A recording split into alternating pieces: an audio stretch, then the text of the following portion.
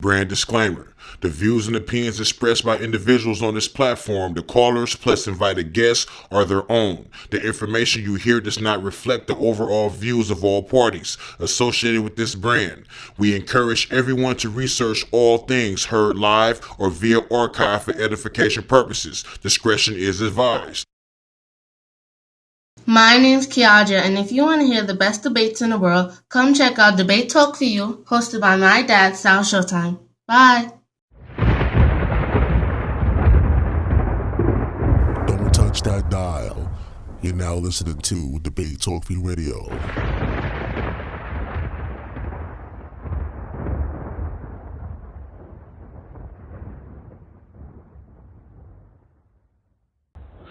Hey, what's going on, everybody? How you guys doing? Welcome to another show. You're now listening to Season 9 of Debate Talk for You. I'm your host, Sal Showtime, and we are back. We have the Roundtable show here, everybody. The Roundtable, episode 45. That's right, episode 45. We appreciate the people that's been tuning into the program, liking the Roundtable discussions. So we're up to episode 45 right now. And the title of this show, are Caucasians systematically evil towards blacks? I'm going to say it again. Are Caucasians systematically evil towards blacks? We're going to tackle this topic pretty much not from a spiritual aspect. We want to try to deal with it more reality based. I'm not saying don't mention anything spiritual when it comes to this topic, but we're going to try to deal with certain situations and certain scenarios when it comes to this particular topic. I have special guests that are standing by. I have one more special guest supposed to be calling in, but they didn't call in yet. But I guess when they call in, Aaron, if you're out there, press number 1 and we'll bring you into the conversation. Again, the number is 319-527-6239. Are Caucasians systematically evil towards blacks? I had a show like 4 or 5 years ago, Is the White Man the Devil? That was a debate between Brother Josh and Alazar Ben Lawyer, who's well known now as the Guerrilla Hebrew. He's the leader of the Sakari out there in the West Coast. And it had a lot of views, a lot of interesting conversation, a lot of controversial discussion when it came to that particular debate. So I figured it's about time to rehash this topic in a different type of way, but make it more in a roundtable discussion. Again, for those that just joined in, today's title of this roundtable is, Are Caucasians Systematically Evil Towards Blacks? So what I'm going to do, again, like I mentioned earlier, I don't want this to be like a super spiritual topic for the guest that's on the panel. I want us to deal with it more on a reality base, what goes on in the world, what goes on in the community, that type of discussion. Are Caucasians systematically evil towards blacks? Now, I know there's some people out there that believe that Caucasians are born evil. Some believe that they're not born evil. It's more of a system trained. They're trained that way, things of that nature, systematically speaking. Let me go to Minister Howell first. Minister Howell, when it comes to this topic, are Caucasians systematically evil towards blacks? What comes to your mind? Well, the question in itself is one of paramount importance. My line of thinking is more closely to what you just described briefly, that we're all born inherent with a fallen nature. Okay, we're all born with a duality. Okay, with the propensity or the ability to either go left or right, to be righteous or unrighteous, to practice for the goodwill of all mankind, or to be selfish and kind of sequestered into your own paradigm, where you see the world through rose-colored lenses. It's my belief that the system of systematic equality, as far as it relates to Caucasians, that it has been so perpetuated and ingrained into their mind from a very young age, and in perpetuity means for so long it has been indoctrinated, and it's been reinforced, and because they've been in a position of power, that it has been able to permeate through the educational system, through the financial system, through social, through laws, through government, through court. It has infected every area of life against people of minority, more specifically people of color. So if the question is, are Caucasians systematically evil against black people. I don't know what the percentage number is, but my question is overwhelmingly yes. And sprinkled within that, there are some that practice righteousness. But here's something I want you to key in on that I think is very, very important.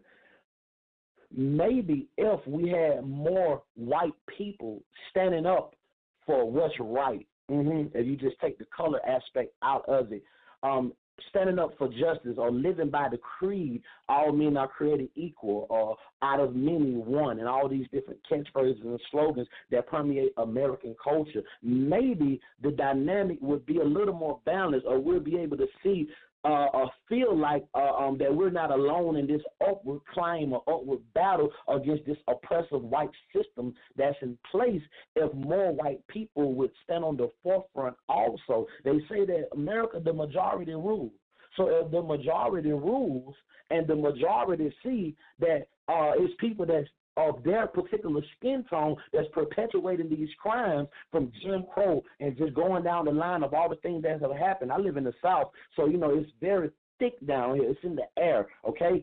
Why the majority not standing up and saying something? And their silence on these matters. I was just reading something today, and I get ready to pass it, where a young white teenager got pulled over, and he pulled a gun out. But they didn't kill him. They just arrested him. Well, we have other instances of black men getting pulled over and they getting shot just out of fear, just out of inclination that is free game, that is free sport, that we steal property. So I would say yes.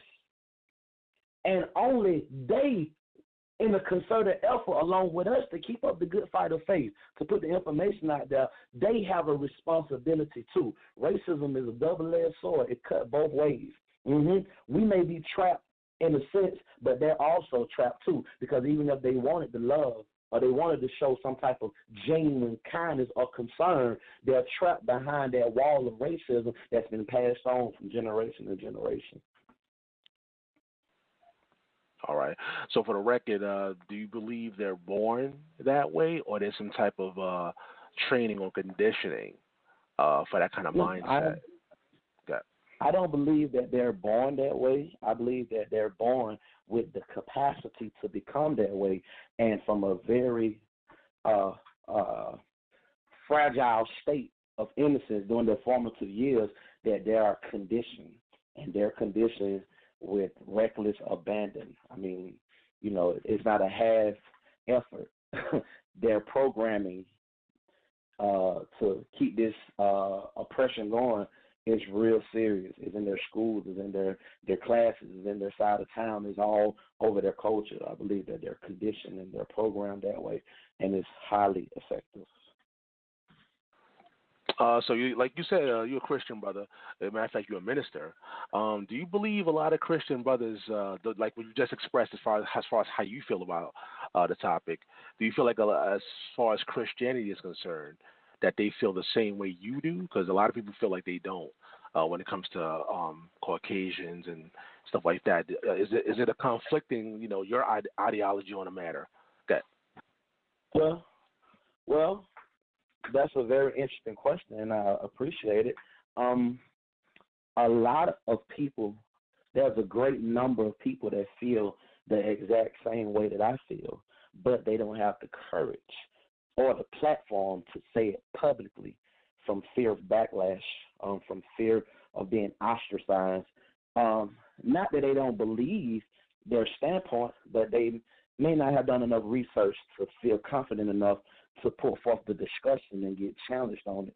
What has strengthened my position, and more people that I know just like me, unfortunately I wasn't able to get them to join the conversation on tonight, is that when you look in the Bible as a Christian, and when you read the commandments, when you read love thy neighbor as unto thyself, on these two hang all the law and all the prophets, it tells me that there is no way that a Caucasian that's practicing these heinous acts in the laws and systems, there's no way that they could be following the Bible 100%, because the Bible will not allow them to continue with a mindset that have their foot on the neck of anybody else. That's not love. That's not loving your neighbor as yourself. So it gives the freedom to speak out, because when I see that kind of behavior, I know they're not really practicing what's written in the Bible. All right, family. Once again, it's Debate Talk for You Roundtable, episode 45. Caucasians systematically evil towards blacks. One of them controversial topics tonight. You can actually call in with your questions or your comments by dialing 319-527-6239. Simply press number 1 if you want to say something in regards to this particular topic. Remember, you got to keep it clean, though. Keep it professional once you call into the program. But let's go to the other special guest on the panel, and we're still waiting for Aaron. If you're out there, Aaron, there's a lot of people on the phone lines. You got to press number 1, and then we'll bring you in. But let's go to Mac Thomas. Mac Thomas, again, you know the title. What's your thoughts when it comes to this topic? That Man, I say this, that the brother who was speaking before deserves a Grammy. You know, he was hitting them points, man. Just to piggyback off of what he said, though, I definitely agree that when we look at the systematic racism that happens in this country, there is no shape or form that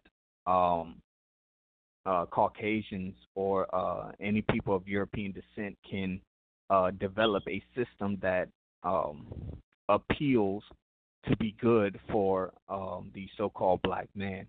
That would be impossible, because anytime they implement a system that quote unquote looks like it's benefiting us, it's only going to benefit them in the long run. We can look at affirmative action. It was meant to benefit the black man and to benefit the black man to get work, or to benefit our community, for us to get into certain jobs, quote unquote, for us to have an equal opportunity. But when we look at affirmative action now, it only benefits Caucasian females, not black people. Caucasian females are the ones who benefit from affirmative action. We can look at all the different, even when we look at the Black Panther movement. The Black Panther movement was set up to help our society and to benefit our community. What happened? You had the Caucasian society or the Caucasian community tear it down. So anytime, even when we try to do things without the government's assistance, and we just try to do things to help our own community, we have seen time and time again that they will set up systems. Even now, the FBI have African Americans on a terror watch list because of this criteria called black identity extremists that they don't want to talk about. These things have caused us to be incarcerated for no reason at all, for us to lose our livelihoods for no reason at all. And the thing is, the mass majority, this is the thing, the minority who are in power are implementing these laws and these statutes and these contracts, these conditions for us to be further held back. The problem is that the majority of Caucasians don't do anything to stop it.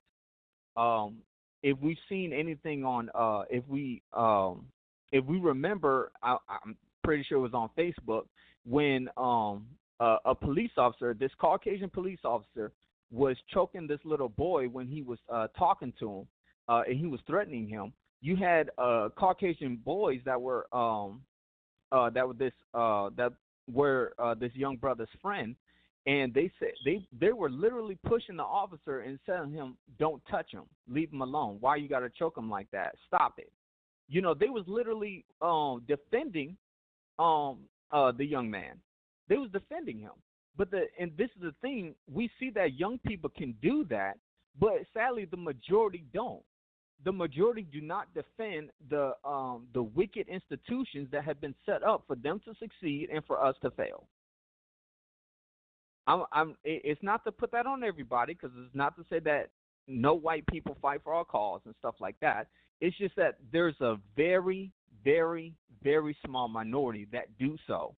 and the major majority who have the potential to stop the institutions for the wickedness that they do don't. So. All right, family. Once again, the number is 319-527-6239. Let's go to Rita. Again, topic: are Caucasians systematically evil towards black? What say you? I believe so. If you have a government that's implementing laws against black people in order to condition them to be at a lower state, that's a problem. So when we look out throughout our times about what's been going on with our people being killed in the streets and why nothing has been done about the police's committing crimes against black people, and the Supreme Council acknowledge them and let them get away with that, that's really like a committing a genocide toward black people. You know what I'm saying? So, I mean, it's kind of crazy for us to be a people living in America where we have no chance of trying to get up ahead.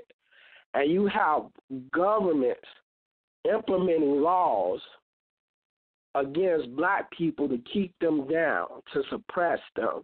Like the brother Mac Thomas said, I just found that law about the black identity extremists. That law was just passed up in August 2017.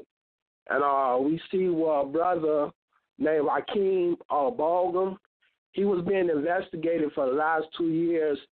After they had secretly indicted this brother, they actually kicked in his door and had him arrested because they felt that he was up on a mission and try to bring our people up. And basically he was trying to take care of the people just like what the Black Panther movement was trying to do.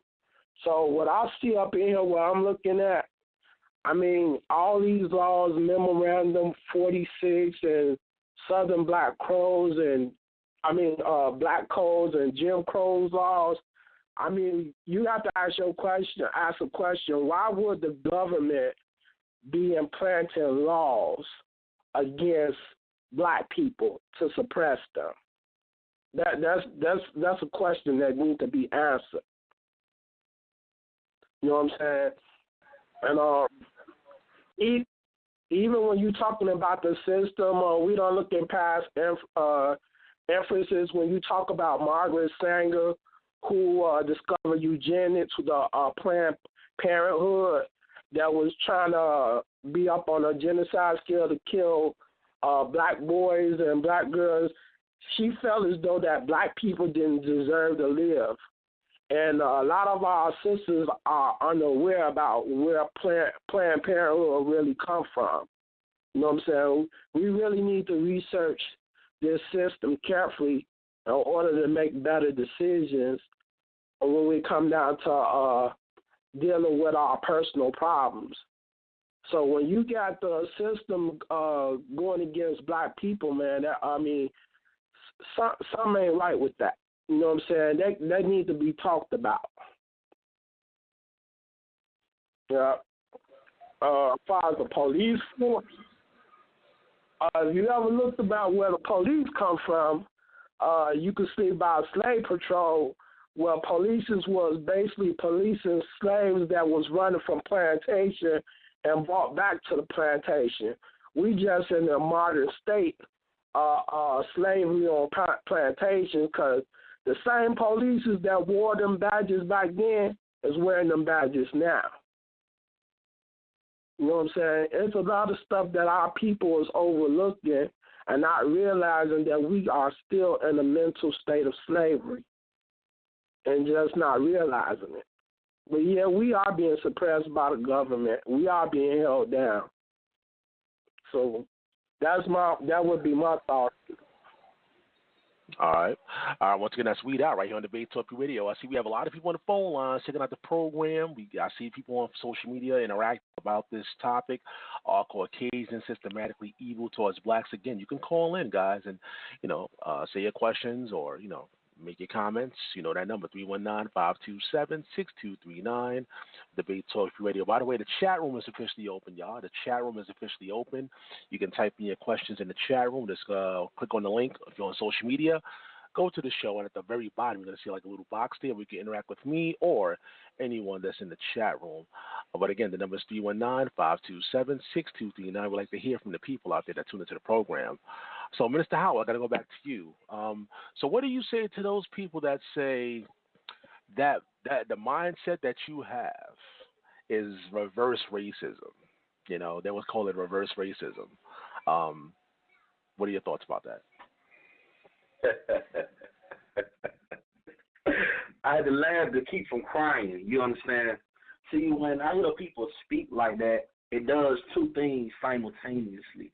It fills me with joy because I realize I have a teaching moment in front of me, but it also fills me with this bitter taste in my mouth because what has happened is that any output of a resistance, okay, any sign of coming to an understanding and being able to not just pull ourselves up from our bootstraps, but to be able to stand firm with our back straight and not scratching where we don't itch and trying to be more than we are so we can be accepted by the majority.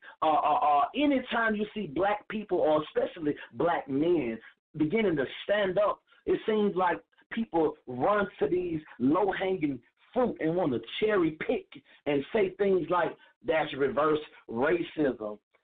Let's get some working definitions, okay? There's a difference between being prejudiced and being racist. Racism is prejudice plus power. How can my mind frame or my mindset be reverse racism when, regardless of how I may feel or how I may not feel about another individual from a different race, I don't have the power to affect nothing in their lives? Whether I disagree, whether I don't like their skin color, their smell, or whatever you want to divide the lines down, I don't have the power to affect them. So it can't be reverse racism because racism, I need you to get this, prejudice plus power. Now, let's deal with that. In order for me to be guilty of that, then that would mean that I have the ability to do the same exact thing what you're doing to my people. I should be able to come and marginalize your schools. I should be able to redline your districts. I should be able to go through the neighborhood and gentrify and raise the prices. I should be able to have your people live with fear just by getting in a vehicle, going to the store, not knowing if they're going to make it back home because they're being watched just based on their skin color. We need to switch places and have a level playing field before you can ever call me or anyone else with a similar way of thinking reverse racism. That ain't reverse racism. I'm standing up for what I believe in. I'm standing on the word of God. And even if I didn't have the Bible, I'm standing on the inherent morality code that lives within me, that right is right and wrong is wrong. There is no way possible. Listen now, and I'm going to pass the mic. There is no way possible any black man, woman in America born on these soils where the blood is still permeating through the soil. When I walk up under the acorn trees and all these pine trees where they harm my people. I got family members that was harmed in my lifetime.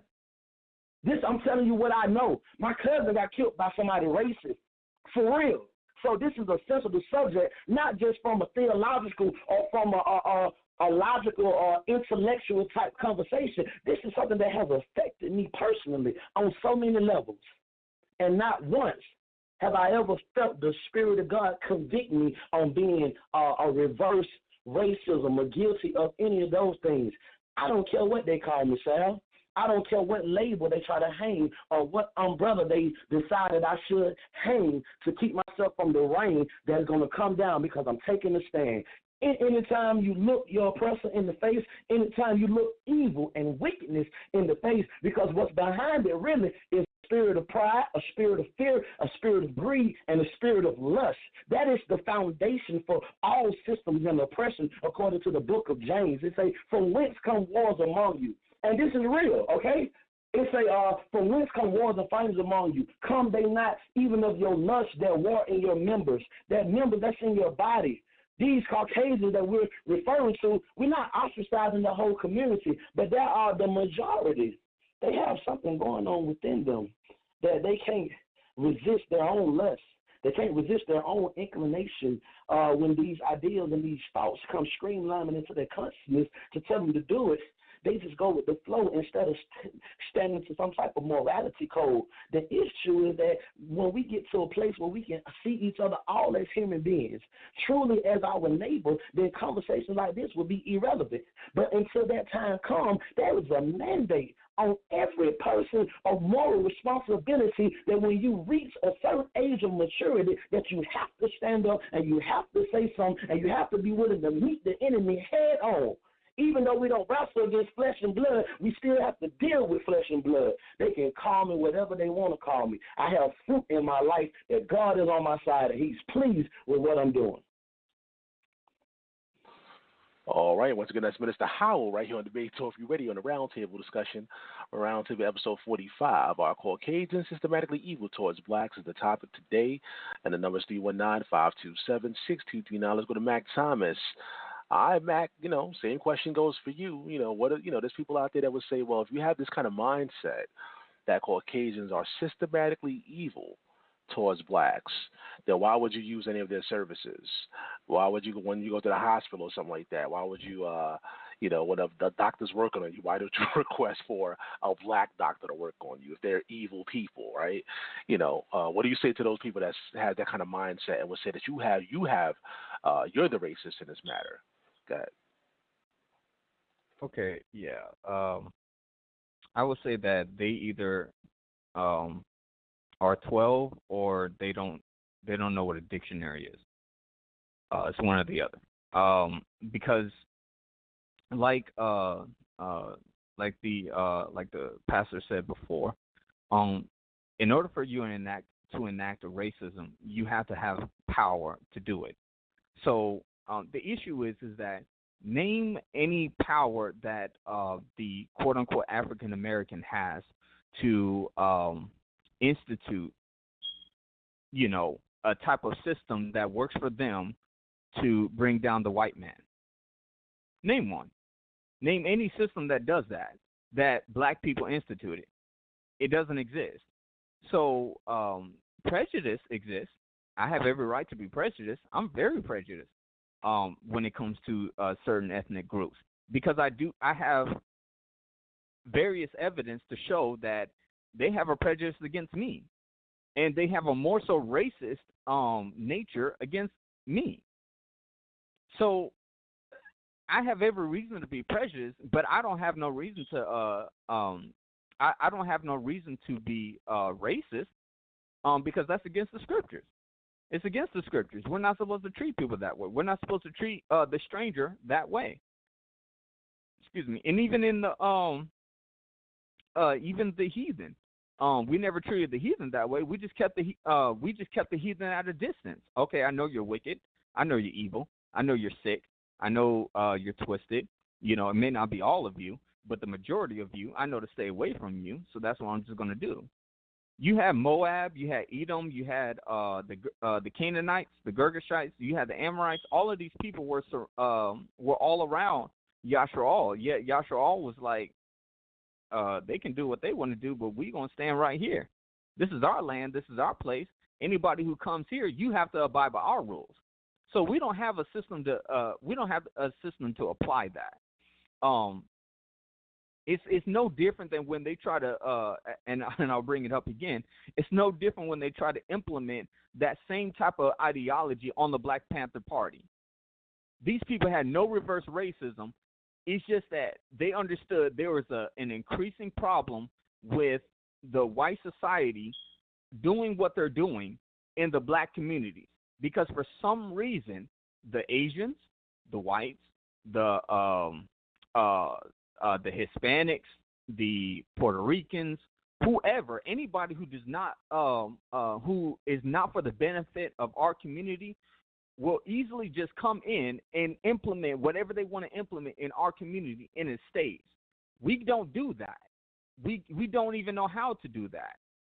So it clearly shows when every time we try to do something for ourselves, you're racist. Why are you doing for yourself? Why are you trying to be separate? And we don't understand that we need to be separate. That's our problem, because we keep integrating, and that's always been a problem. We keep integrating with these people, not realizing that they're not for the benefit of our community. They never have and they never will. I mean, that's just the truth. No nation is for the benefit of our community. That's factual. No nation is for the benefit of our community, because they take from us and they, benefit their own nation, which is understandable. We haven't learned to do that. That's why we give all of our money, all of our time, all of our blood, sweat, and tears to everybody but ourselves.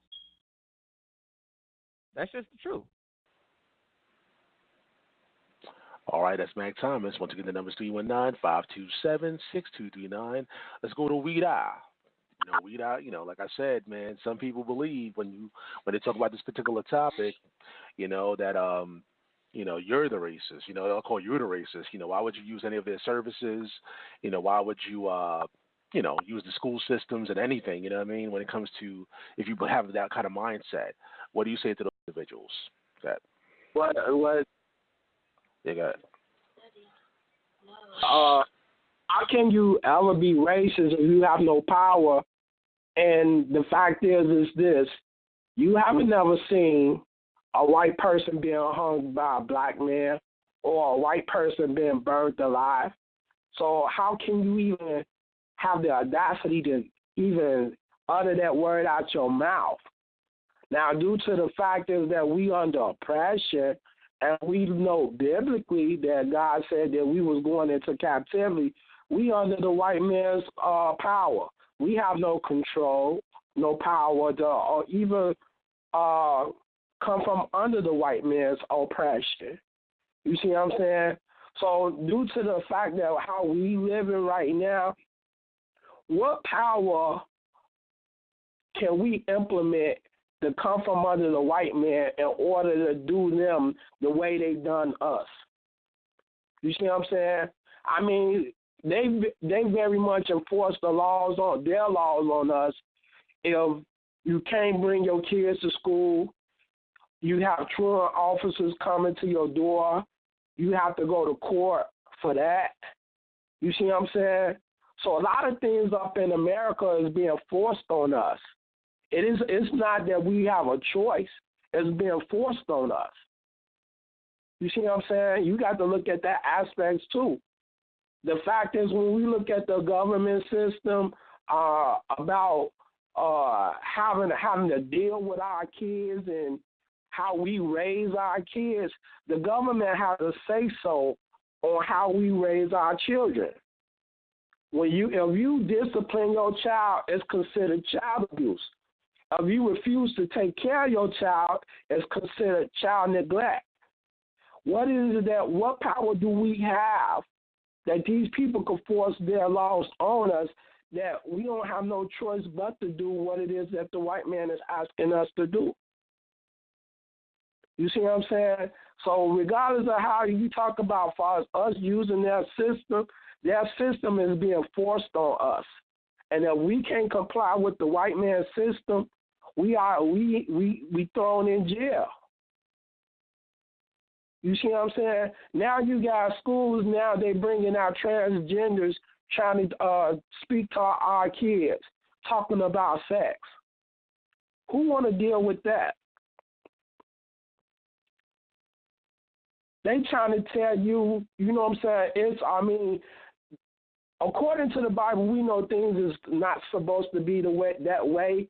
But the thing is, you got to bring your kid to school in order to learn these type of education that the white man is implementing on our people.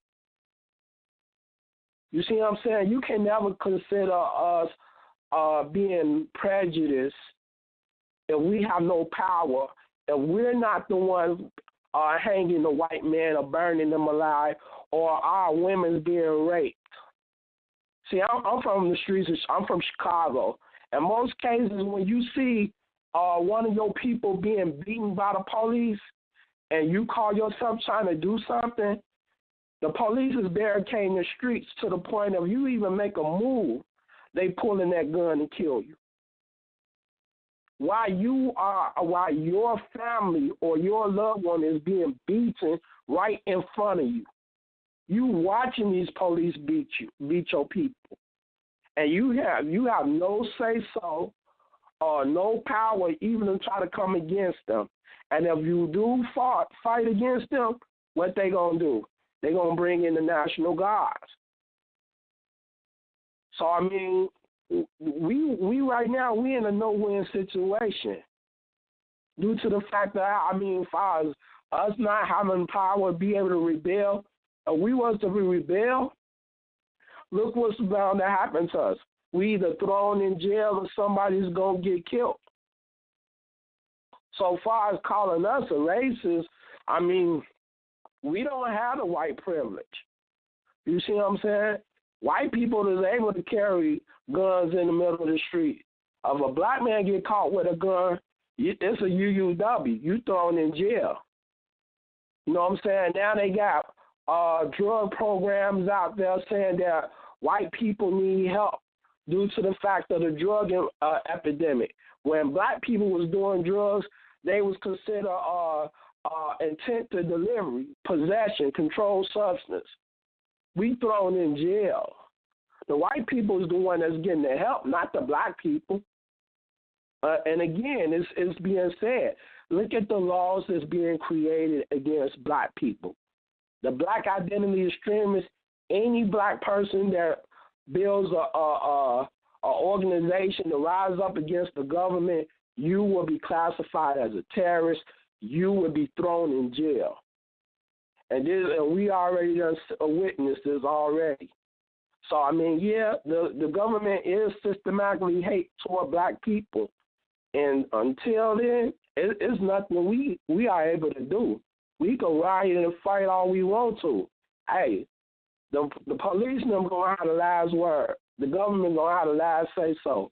Whenever black people try to rise up against their oppressor, hey, the National Guard's going to come out. You're going to have all the Marines, the Army. You're going to have them all come out against you. So, that's where the power's at. The power is in the white man's hand. So you can't classify me as being a racist if I see hate coming toward my way. I'm to live my life proceed with caution and be careful of who I interact with. And how a white person treat me is me to proceed with caution. This is how I live my life. White people don't have to proceed with caution. They don't have to be careful. We the ones that worry about coming home at night.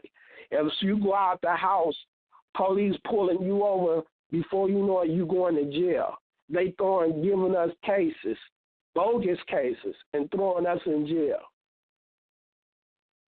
White people not worrying about that. They not fearing for their life like that.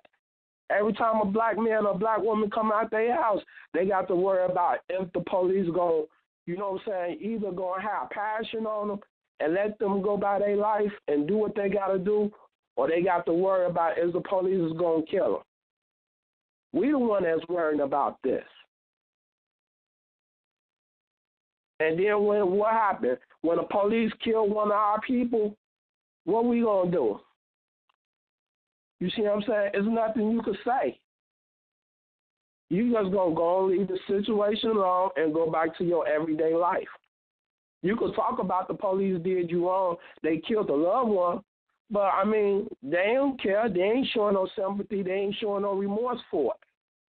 It's just another nigga gone. That's all it is. And they going to continue to kill our people.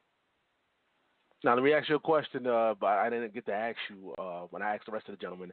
So, to you, are they born that way? Okay. No, I don't think they're born that way. I think they're more taught. They hate black people. That they say that they are more inferior. I would say as far as they're more superior than we are. And when they come to that sense that they feel as though that they're more superior, and then this is when you come with the identity of being racial, being racist. By them feeling more superior than us, this is how racism is coming about. So it's being taught. It's the influence. So, I mean, it's passed down from father to grandfather, great-grandfather, and so forth. If you teaching your kids to hate black people, you are a racist. It's being taught. All right. Yeah, I see you got a lot to say on this topic, Rita. We got a lot of time, though. We got a lot of time. Again, the number's 319-527-6239. I see we have somebody press number 1. Again, family, if you want to chime in on this topic, feel free to. We don't screen calls, but all of you ask when you do call in, keep it clean, keep it professional. Again, the number's 319-527-6239. I'm going to come back to everybody on the panel, but let's take the caller. Let's go to 716-541. You're live. Thank you, Sal. It's a great topic. And only thing I can say is the laws are disproportionate against us, and the fathers need to go back to the household. You know what I mean? The system is designed for us to fail. You know what I mean? But everybody is not of that mindset. But just like my brother was saying, you know what I mean? You try and rise up. You know what I mean? They have armies. When the people say, let's get together and let's separate. I mean, you know, don't forget Black Wall Street. You remember that? You know what I mean? So it's just so much, but the laws need to be changed, and the politicians need to be held accountable. I mean, you know what I mean? We have so many people of color, you know what I mean, that's supposed to be representing us, you know what I mean? And all these kids are getting killed, executed.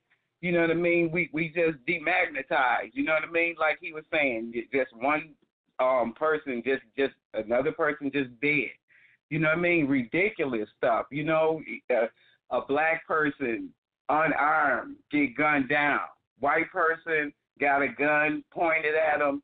They're gonna take them into custody. I mean, you know, we're looking at it, we're seeing it. You know what I mean? So we really got to make a stand somewhere. Yeah, Sister Doris, if you want to, you can stay on the panel, you know, get a female perspective on it. Yeah, You know, that time I get it. All right, cool. Okay. All right, so once again, the number is 319-527-6239. So do you feel like they're born that way, or do you feel like it's, you know, they're trained to be a certain type of way? Got it. I think they're born that way. I hate to say it. I mean, that's just my personal opinion because, you know, if you look and read history, you know what I mean, we're not a violent people. I mean, you know what I mean? Some of them, they just despicable, really. I think they're born like that. You know what I mean? They just used us as a model. You know what I mean? They just mimicked us. Everybody thinks that they are so superior. They know that they're not superior. You know what I mean? They mimic us. All of these inventions and cell phones and all of that, there's so much stuff that we see that a black person invented. But they sell the patent, you know what I mean, and let them take the credit or whatever. They just go for the money. But nevertheless, I mean, we are a very intelligent, you know what I mean, family-oriented people, you know what I mean, if you read history, you know what I mean.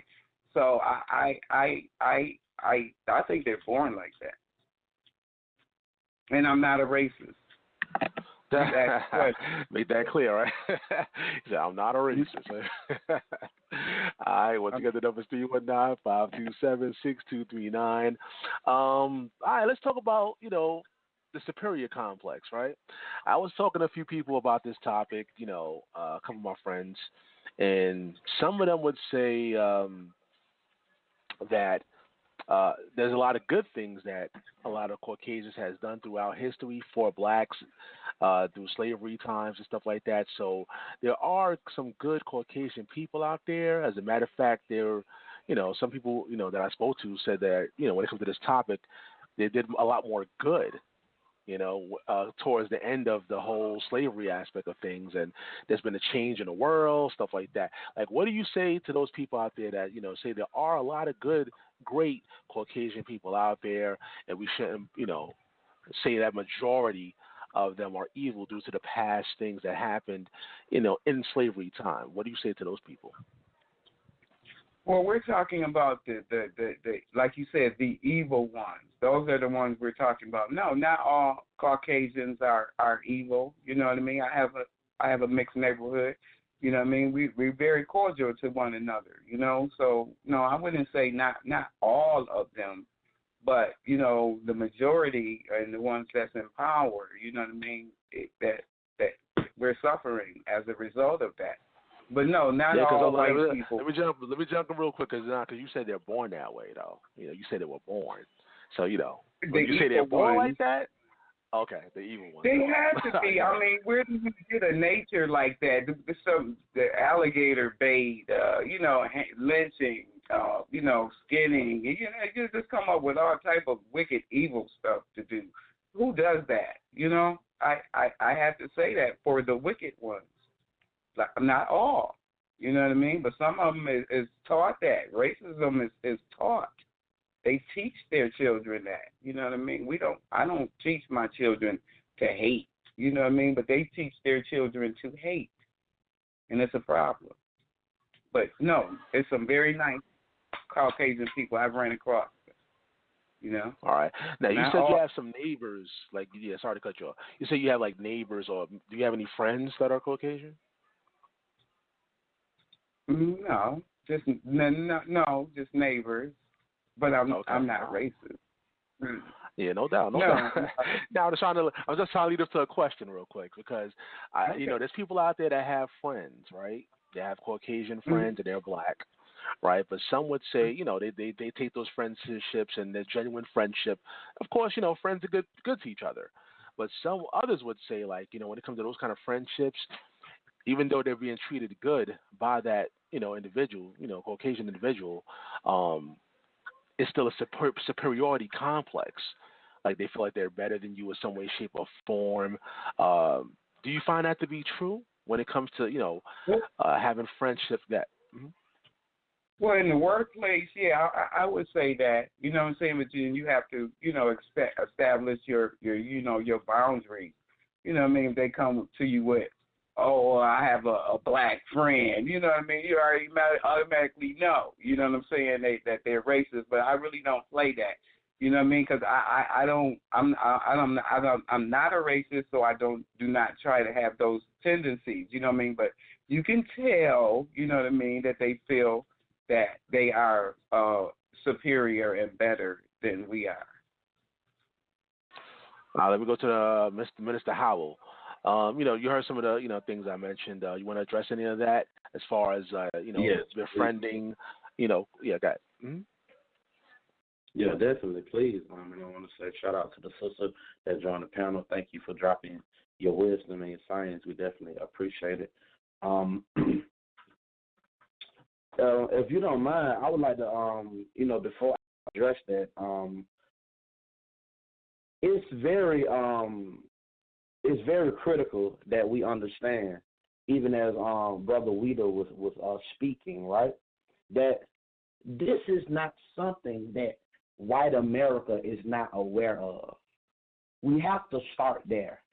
This is not an epidemic that only we have knowledge of. This is how you can come to the conclusion that white people are systematically evil towards black people or people of color, meaning the ones that are perpetuating this type of activities and behavior. I want to draw your attention. Then I'm gonna trickle down into the superiority complex thing. But we need to lay some factual data on the table for those out there that may be Caucasian, that may be listening, because Debate Talk for You Radio is worldwide. So we never know who's listening right here, right now, that their ears may be itching from irritation from the truth, slapping them across the head. It could be going on right here. So let me give you some data back in 1968, you familiar with the Connor Report? It was a report that was done after the Detroit riots. They made a movie about it called Detroit. It's a very good movie. It's a tearjerker too when you see what the things that was happening. This occurred in 1967. The following year, in February of 1968, the National Advisory Commission on Civil Disorders came out with a report. It was a 426-page document. This is what they said, and I quote, this is white America talking, I quote, it's 2019. This was in 1968. Look at how long ago they wrote this, and just begin to go in your imagination and see, use your visualization skills to see these people having this report. And all of these years later, what they're about to describe is still active right now in our community. And I quote, the report most famous passage warned, our nation is moving toward two societies, one black, one white, separate and unequal. This report was a strong indictment of white America, and I quote, what white Americans have never fully understood, but what the Negro can never forget, is that white society is deeply implicated in the ghetto. White institutions created it. White institutions maintain it. And white society condone it.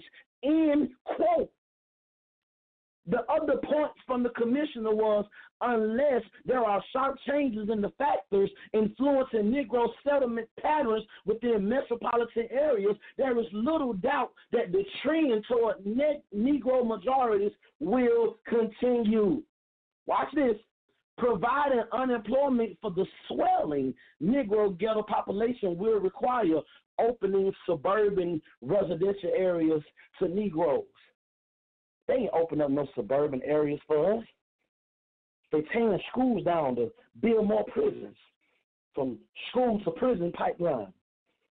They can't wait to get out of the inner city after they finish their jobs at the 17th and 18th floor downtown to go back out to the suburbs, 25 miles away, so they won't have to look and see the fruit of their labor. In their own words, they said white institutions created it.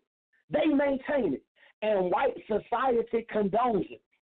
Factual data, look it up, the Carter Commission, out of their own words. So that sweeps the rug off and under the foot of anyone that want to accuse somebody of reverse racism. Now, how does this apply to you having a white friend or a white comrade or somebody within your circle that genuinely may love you or trying the best of their ability? But there is a dynamic at play here that where good intentions at some point have to come across this roadblock of what's been pre-designed and pre-programmed into their mind, meaning this, that at some point it would serve you to have a more healthy outlook is when you begin to see that they victims too. Now, I know before you try to get me to hang the phone up because I said they're victims too, but let me explain what I'm saying to you. If that white friend or that white person at your job that y'all just get along, they may genuinely be fond of you, and they genuinely want to be a part of your life. But when you begin to get to that sensitive area where the relationships get a little more involved and a little deeper, and you begin to share life experiences, and if you find yourself feeling some type of hesitation to really talk about what's really affecting you, because you know if you say it, then you're going to have to indict white people, and your friend is a white person, all of a sudden it's going to stir up these memories, and they're going to remember at the dinner table or their friends growing up what was said about black people and how they built America and how they done these things and how we're monkeys and all of these things that they have heard at some point in their life, and now you're at a crossroads. Every white person don't want to give in to that. But every white person don't have enough courage and bravery to face their own demons. Just like black people, as the sister said, we as black men got to take back our homes. But all of us don't have enough courage to go look at the mess that we've made. We rather run and pass the baton. In that same line of thinking, white people got to stand up and man up and look at what history has been written in blood and say, I am the man. Just like David did when he messed up. And the prophet Nathan came to him. David said, I did it. Nobody want to take responsibility. Japanese get reparations. The Jews get reparations. But when it comes to black people, nobody want to say, I'm sorry. We was wrong. And therein lies the problem. If a man is not able to admit when they're wrong, and they just keep reinforcing it and keep trying to justify it and keep trying to build upon it and build upon it and build upon it, they have told so many lies they can't find their way back to the truth. I end with this. The question came a little earlier. Well, why do you guys still use these electronics and these gadgets and all of these white inventions of yours? If it's that bad, leave it alone. How dare you make such a statement toward us? This country was built off the pain, sweat, blood, tears of my ancestors. I have just as much right to be here and enjoy all the fruits of the labor that's on this northern continent as anybody else. Because it was my people that was out there in them cotton fields. It was on the backs of slaves that the Industrial Revolution got us started. Black people pushed the economy. It was on our backs. They benefited from the residual incomes of what our people did. All these inventions, all these inventors was black people. But because they weren't in a position of power, they were taken advantage of. So I'm going to enjoy, and you have every right to enjoy too, because it was paid in blood. It was paid for with the ultimate sacrifice, and sometimes with their whole life. I have to say this. They came out with a slave Bible, made it to so the public can see it, Brother Sal. And they talked about how they took out 90% of the Old Testament. They took out some of the New Testament, and they only read this to the slaves. And, you know, they had doctored it up to foster servantile mentality. But they say that it was the white Baptist preachers that came to the plantation to preach. And when they came to preach, they was preaching out of a Bible that had not been redacted. And it was out of one of those situations that Nat Turner heard the true gospel, not the one that they had cut up and butchered and cut and paste. But white Baptist preachers came and preached on those plantations and on those colonies. And them slaves heard a different rendition of the word that they didn't have, and that sparked something within them. If you look at the abolitionist movement, it was white people that really started that too. So there is a silver lining, there is light at the end of the tunnel for my Caucasian brothers and sisters, but you have to have some moral integrity and ineptitude to stand up against unrighteousness. Just like our dear brother, can't think of his name, but he wrote a book called The Fire Next Time. And he said, unless white America address this, soon there's going to be a generation that come forth. They ain't going to care about no laws or no nothing. They're going to give you back all what you've been sowing, you're going to reap. So whether you address it now or you address it later, there's going to come a time when the roosters will come home to roost, and you're going to have to deal with everything you've done here. America's a ticking time bomb. We all have a responsibility. I pass it on.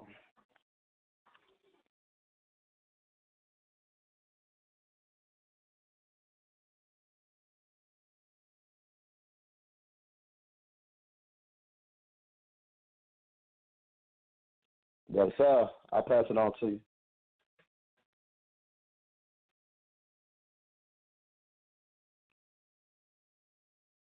Hello? Can I be heard?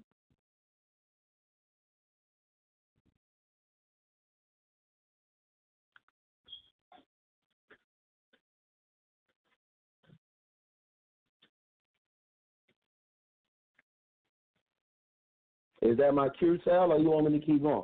Because I got more. Can I be heard? No. Yeah, go ahead, brother. It seemed like everything went quiet. Oh, I'm confused. I'm confused. You didn't say nothing. I'm like, what's going on? Oh, yeah, I just heard can't hear me. nothing. Okay. Yeah, you go ahead, brother. I'm gonna go on mute. I'm actually offended, man. I'm offended at what you said, man. Oh, man, because now I feel like as if you should have been my opponent in my debate. Dag, nabbit. What did I say that offended you, brother? Huh? What did I say, man? No, because you were saying everything right. That's why I'm mad. Because I'm like, I have my issues, man. I have my issues because this is the thing. I debated G-Man on Debate Talk for You. If Christianity is good for black people. My thing is this. You know, hearing your passion and hearing the fact that you're speaking out the truth.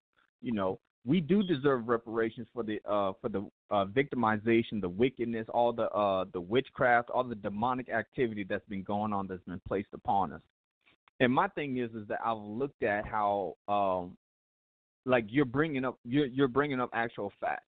This stuff, this entire bedrock was built upon the backs of our ancestors and also upon the backs of us, because now we carry on the generational damage that has been done to us, and we have not been able to find a cure since day one of us getting here.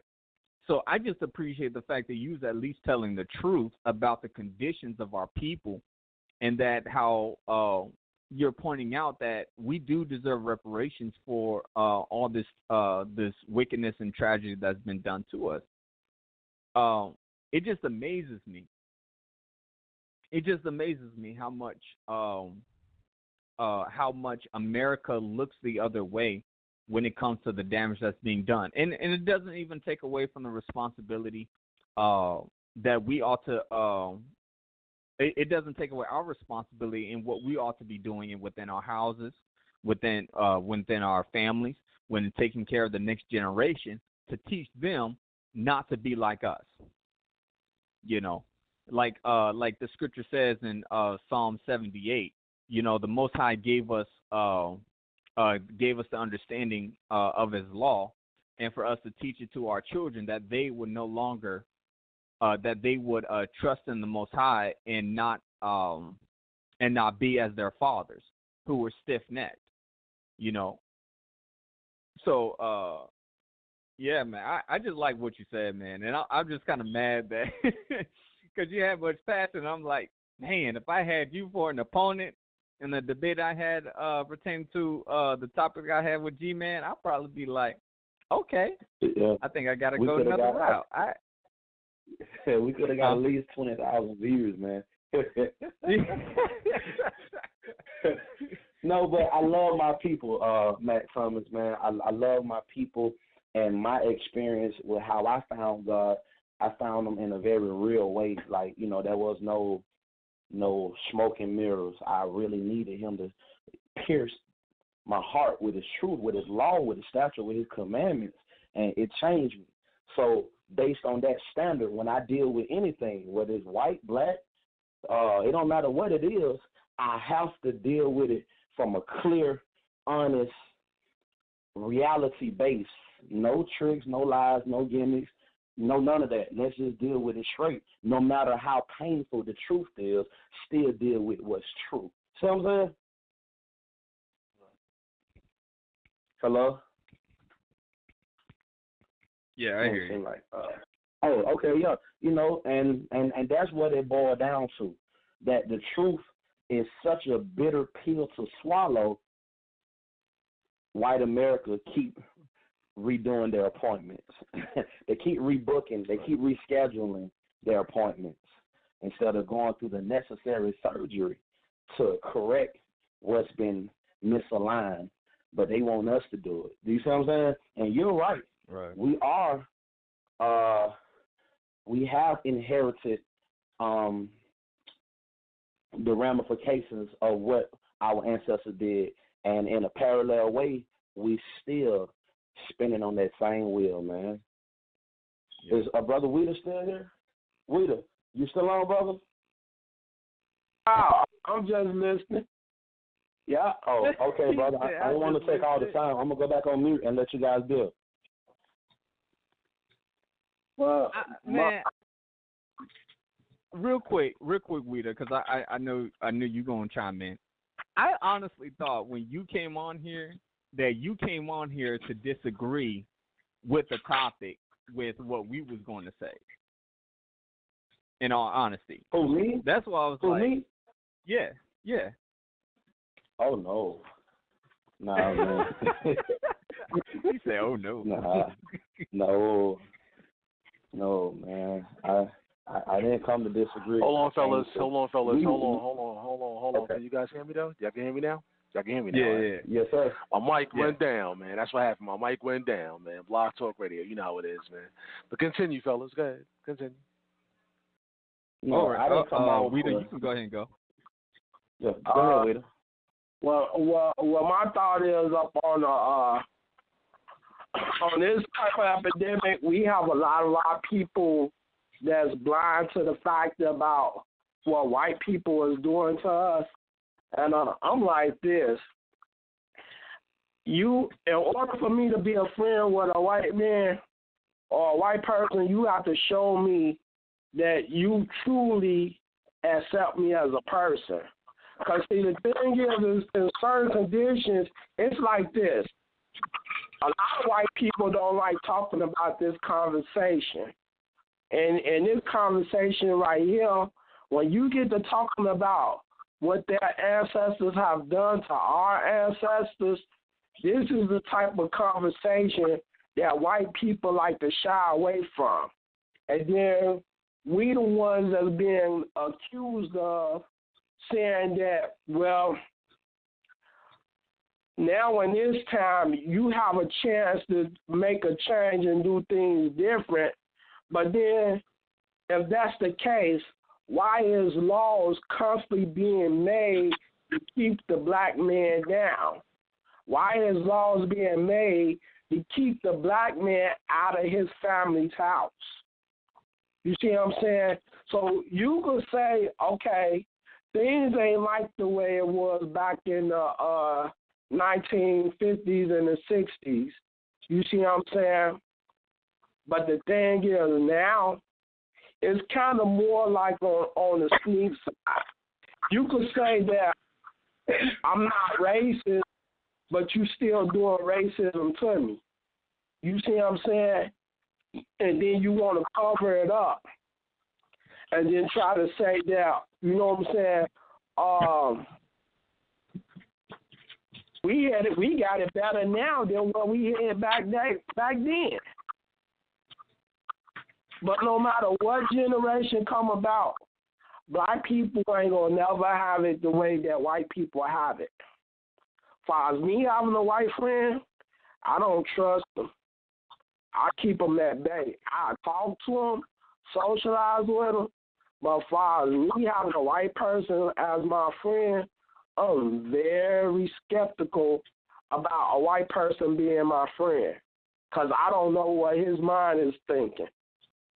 And see, that's the thing, like I said, when it comes down to our people, if you notice now up in Chicago, right, check this out.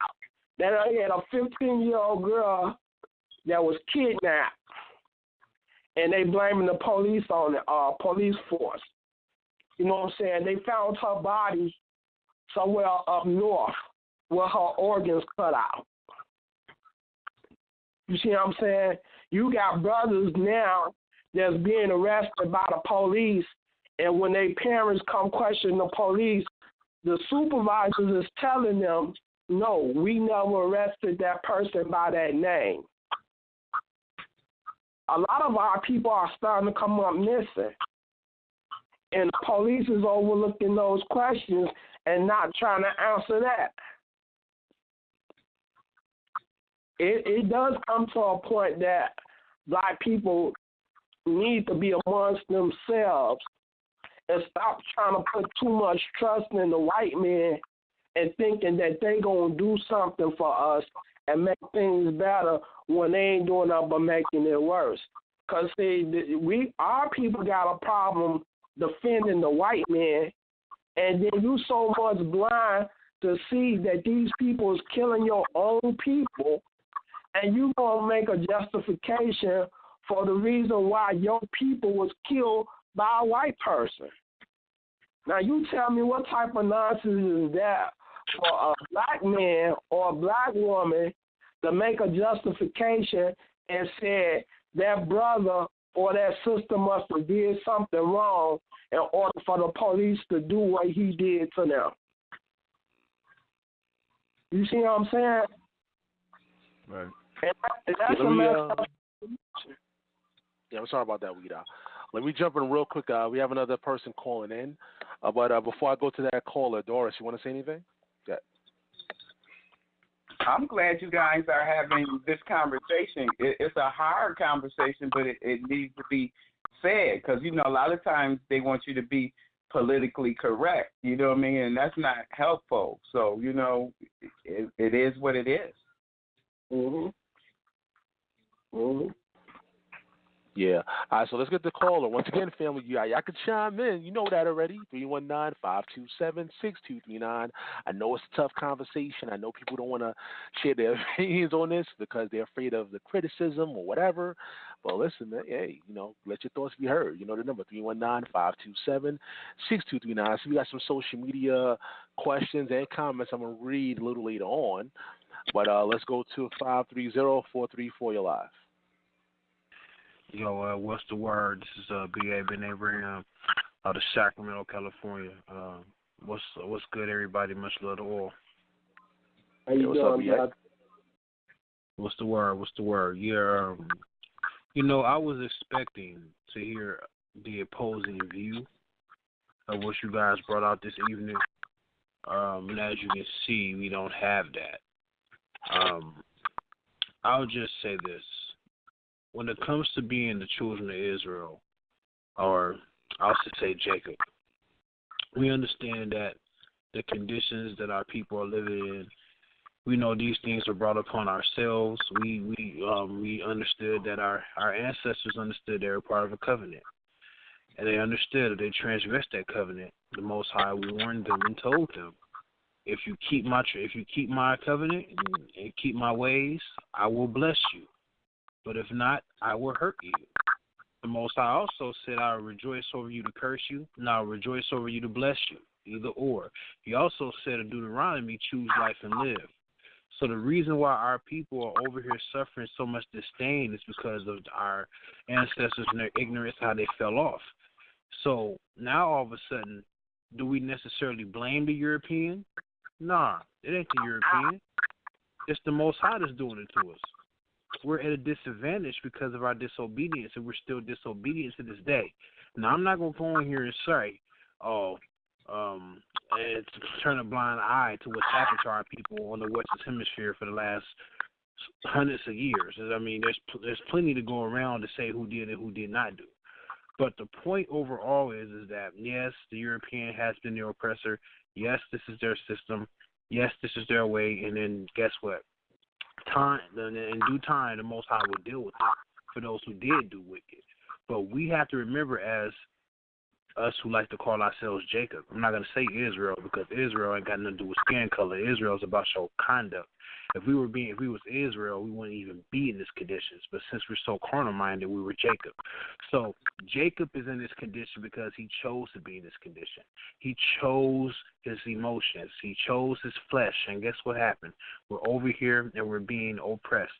And the Most High is doing it. He's using the Europeans to do it. That's one thing we have to always remember, because our people, we like to always shout, oh, the white man did this, the white woman did this. They do know. Overall, especially us who call ourselves by the name of Jacob, we know why we're suffering these conditions. No one just didn't come and take us. We put ourselves in this predicament.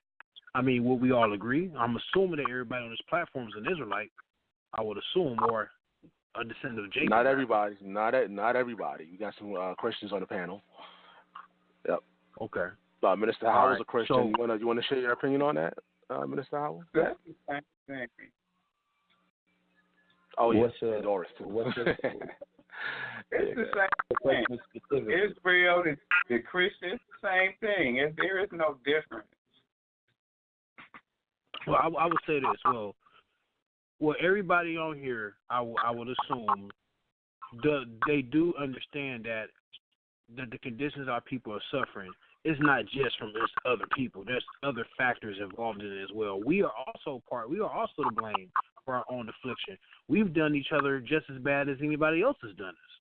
So I do understand and I do agree with you, brothers, about the things you brought out. But when we have these conversations, I'm not saying nobody on this panel, it just seems like when it comes to our people, we've done nothing at all, as if everybody else has done the damage.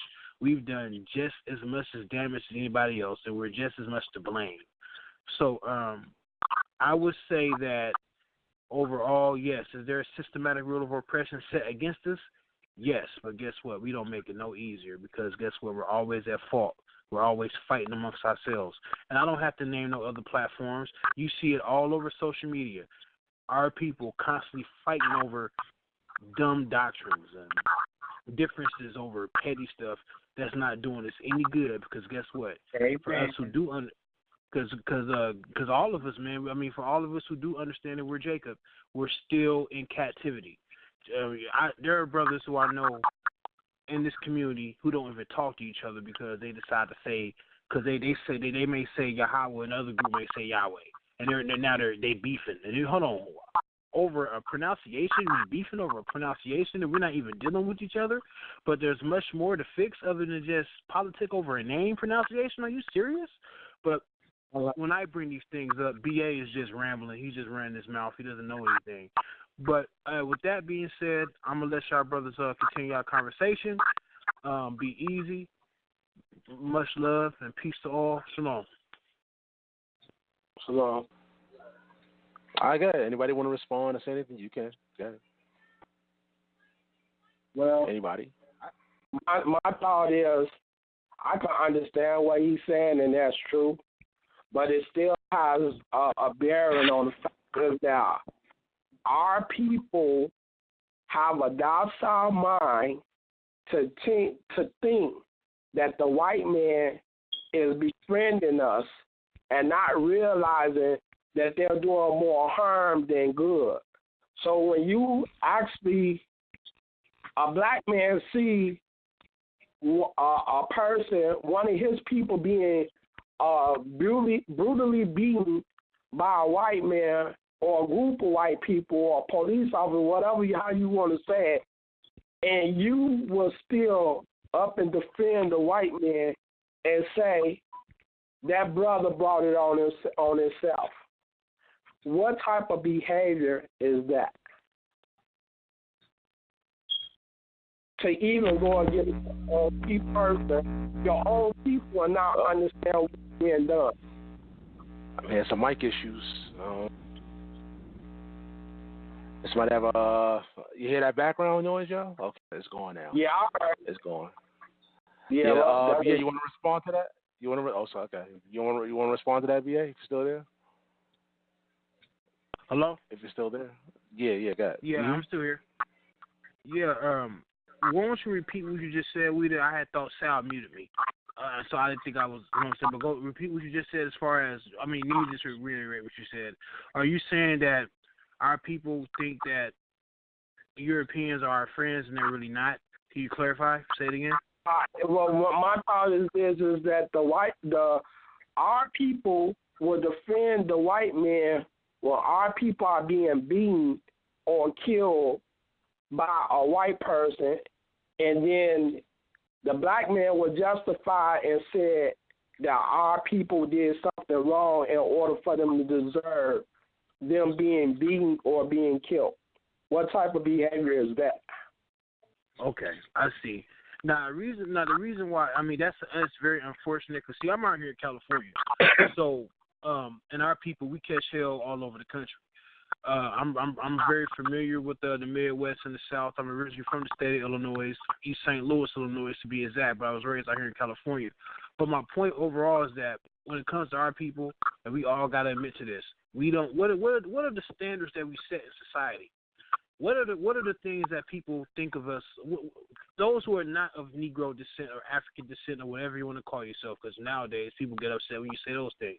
But overall, what's the first thing when people think of our people? what are the standards that we have set that they see or that they commonly notice about us? What are the things that are what makes us socially acceptable on social media and especially on television? Think about it. Well, I think that we don't bring no standards, no type of we don't bring those type of standards and no foundation for ourselves. And when I say that is that's the fact is that we are very disrespectful, hostile toward one another. We will do anything to hurt one another, and you know what I'm saying?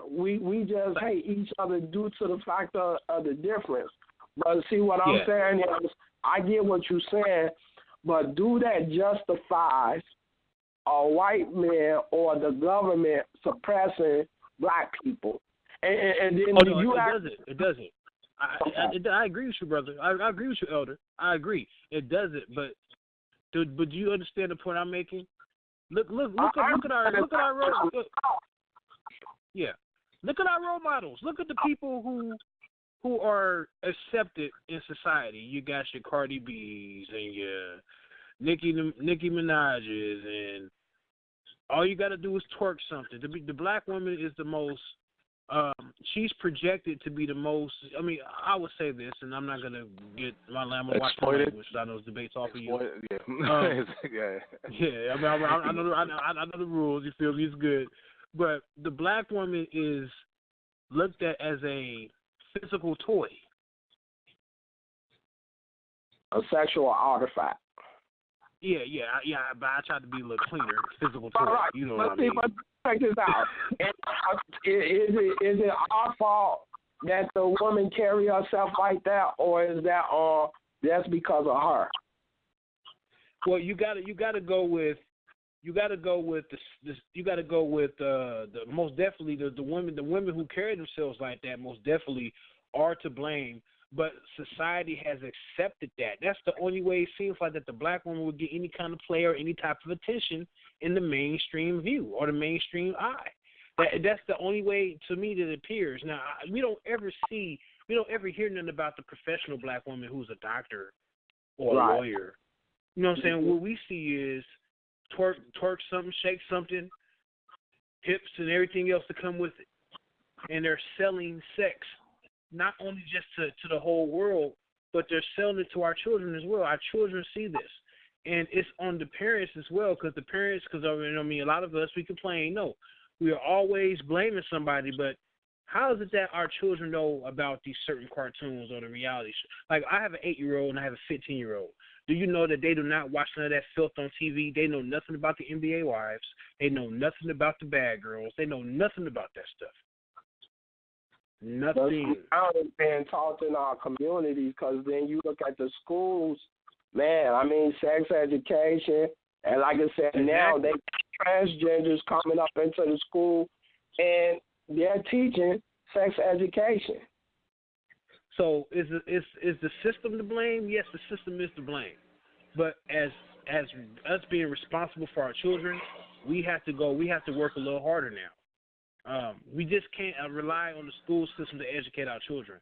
We got to do a little bit more. We just can't allow our kids to go to school, come back, and not ask them anything. I talk to my kids. I have a high schooler, and I got one still in elementary school. I communicate with them. I talk to them. What are they teaching you in school? What's your homework? What are you reading? What does your teacher feel about certain topics that come up? You know what? When you guys are talking about history or you're talking about social current events, bring this up, bring that up. I mean, I actually engage and ask them these questions. I give them ideas. Be creative. Stand out. Ask questions. Don't be a religious zombie. Don't sit back and just allow people to tell you what's going on. Ask questions. Don't be afraid to stand up and speak your mind. Be respectful, but most definitely let it be known. Let it be known what you're aware of, and it's okay not to know everything. See, when it comes to our people, it just seems like we don't want to. It seems like we have a culture of not challenging things. We have allowed things to happen so much. Then when all of a sudden, when the cup overrunneth, now all of a sudden we want to start complaining and crying and whining about stuff. Nah, nip it in the bud. and fix the issue when it's small. But for some reason, we want to wait, and then when it gets all to be a big mess, then we want to start complaining. That's what I see in America. Hold on. Yeah, hold on, B. Do you want to remain with us? Or you got to go. Cause you can stay on the panel. No, I can stay on, man. I can stay on and say a few words. It's all good. All right, cool. I got to get that out there. You know what I'm saying? No doubt. No doubt. Yeah, cause I got other people, and I got some social media questions I got to read real quick. Hold on. Let me just read this one real quick. Once again, the number is 319-527-6239. Let me go to Minister Howell once again. All right, so listen.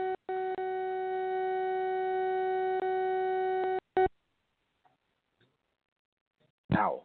Hello. Yes, you can hear me, right? Okay. Yeah, I'm here. All right. So here's the question. It says, how much does an inferiority complex contribute to their superiority complex? I'm going to read it again. How much does an inferiority complex contribute to their superiority complex? That sounds like a double entendre. Well, let me tackle it from both sides of the coin. Well, I would say that the inferiority complex is really their default. Okay? It is the basis that springboard their pursuit to reach some kind of superiority complex. I meant to say this earlier while we were in discussion, but you know how the flow of conversation kind of takes on a life of its own. When we use this term, the white man, in essence, what has happened is we have created this mythological figure. Now, we have Caucasians and we do have white people, but we have created this structure, this invisible puppet master of sorts, okay? This strong man, this white man, and we have given it life with our fears, with our insecurities, with our thoughts, with social media. We have fed this thing so long that now the real white man, who may not be in reality as fearsome as the idea of who the white man is, he hides behind this because now he knows that he has built the image, an idol of sorts, that he can hide behind. And he could be the weakest person on planet Earth. But because we have allowed this image of what we have detailed the white man to really be, to conquer our mind. So before we even make a decision, we already have this boogeyman hiding in the dark corners of our mind, tormenting us. Now, the inferiority complex, it plays a role because they know on the physical level we dominate all sports. They know on the mental and intellectual level that we have the best and the brightest. They know that on a level playing field, with all things being equal across the board, legislation, judicial, everything, that quickly there will be a rise and abundance in the black community that's on unprecedented levels and amounts of achievement. They know this. So the fear of their own inadequacy causes them to pursue this certain level, this certain plateau of, I got to have control of everything. I got to have control of the government. I got to have control over the law. I got to have control over the education. I got to have control over the financial system. I can't let them get on an eye level with me, because if they get eye level with me, then the mist begins to dissipate. Then the Lord begins to dissolve right in front of our eyes, and we realize, wow, you wasn't really what you said that you was in the first place. And we have examples of this. Do you know how they always put before you of how black people drop out of school and we're not educated and we don't want to do this and all of these things, but then it comes out in the news that white parents, Lord have mercy, I feel the Spirit of God, white parents was secretly paying a person to take their children's tests just so they can get accepted into these colleges that they may not have been qualified to even get into. It shows you the level that they will be willing to stoop low just to keep up a facade, just to keep up an image of superiority. But it's not really like that. But we don't always have access to see behind the scenes of what's really going on. That's why they're embarrassed. Every time the curtain gets pulled back and the light begins to illuminate on what's really going on, they're embarrassed. They're angry because now the joke's over. Now we have exposed the magician and his trick. Now we see, oh, you're not as big and bad as you thought you was. You just had us feeding off this steady diet of fear. But those days are over. And when Brother B.A. was talking, it reminded me, Sal, of in the book of Exodus, in the first chapter, that Pharaoh said that as he seen the children of Israel begin to multiply, his first reaction was fear. He said, oh, these are mighty people. We got to do something about this. We got to put some taskmasters in place. We got to find some type of way to oppress these people unless they get big enough and then they go to war and turn on us. And I begin to look in detail, and this is the parallel for black people right here, right now. It said that the more they oppressed them, the more they multiplied and they grew. Isn't that what they said about us? They said that we breed like roaches. Said no matter how many of us they hang and burn and sick their dogs on, and how many prisons they build, and we just seem like we just keep rising up from the ashes like the phoenix. It seems like we just keep achieving. We keep breaking down barriers. We keep rising up in spite of all these circumstances, because it's the reverse. We really innately have the superiority complex, but they feed us inferior material to keep us from tapping into the superiorness that's within us. As long as we are allowing society to dictate to us what we can wear, who we should idolize, what we should wear, what we should eat, what side of town we're supposed to live on, glorifying Pablo and El Chapo and all these folks, the Migos and all these drug dealers and all these things, as long as they can keep our hierarchy upside down and in reverse, we'll never be able to tap into our superiority, but we'll be reaching continually toward inferior mind state that's not natural to us. When on the flip side, they come from an inferior state of mind, just feeling the competition because they want to know the doctrine of discovery. They want to be the ones out front leading the charge, and they'll do anything and be willing to stoop to any level to achieve this smoke stream. This is how this plays. It's a game, and it's played on a psychological level, and I truly believe with all my heart, without the presence of God in your life, you won't be able to see all of Satan's devices. I'll turn it over.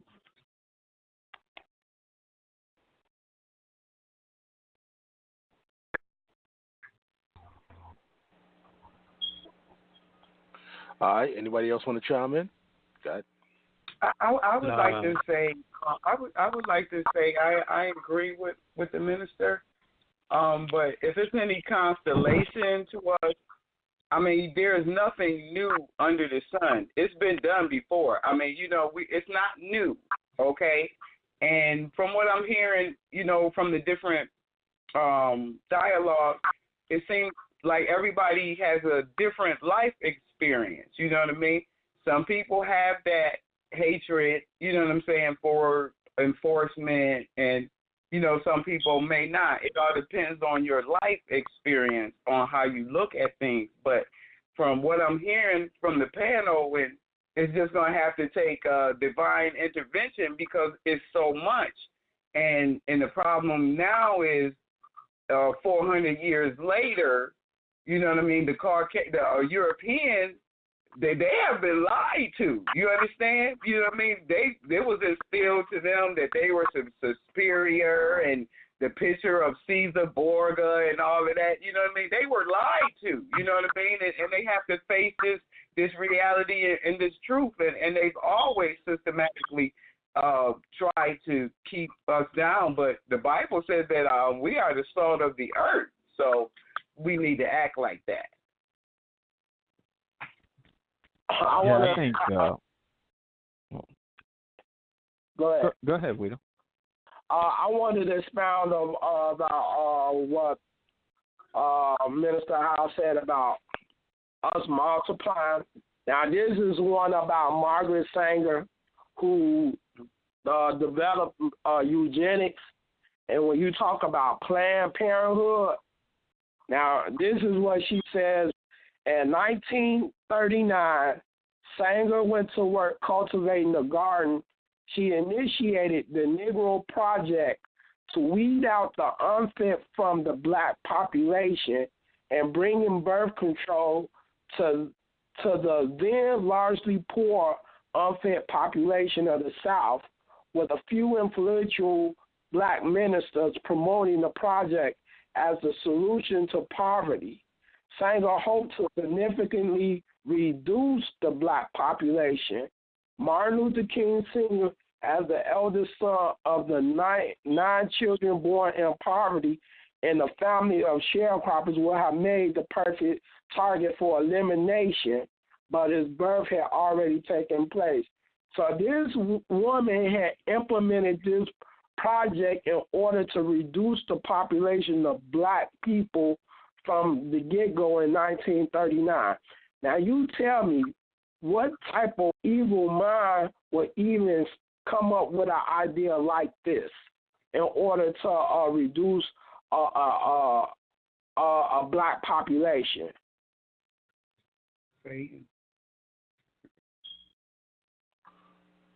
That's unheard of. Yeah, it's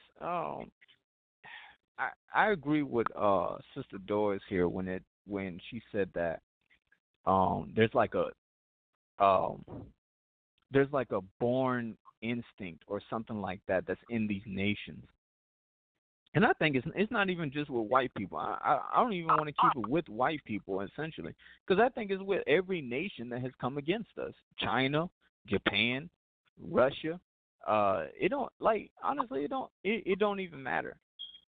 Because it has something to do spiritually with the fact that we have just been the target of the butt end of everyone's joke. We have been the target of to be taken advantage of. Anytime you want to take advantage of a community, start with the blacks. That's pretty much what you got to do. You start with the black community, you know. Mm-hmm. And if you even try to do any of these things with another community, good luck, because it don't happen like that. It don't. Muslims don't take this. You know, Mm-hmm. I'm talking about the Arab Muslims. The black ones, sadly, they take it. But you know, China don't take it.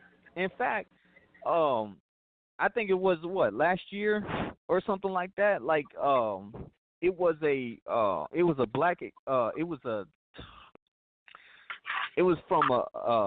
individual who was from the continent of Africa. He was an exchange student who was studying abroad. I think he went to China. I believe it was China. If I'm wrong, somebody in the comment section correct me, and I'll retract my statement. But he basically was studying abroad. He just so happened to date someone of a different nation as him. It was a Chinese woman. On camera, okay?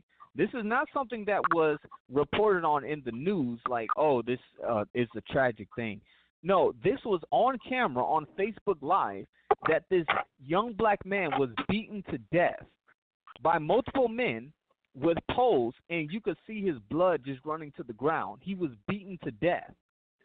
And just for dating a woman of a different nation. And this is what I'm saying.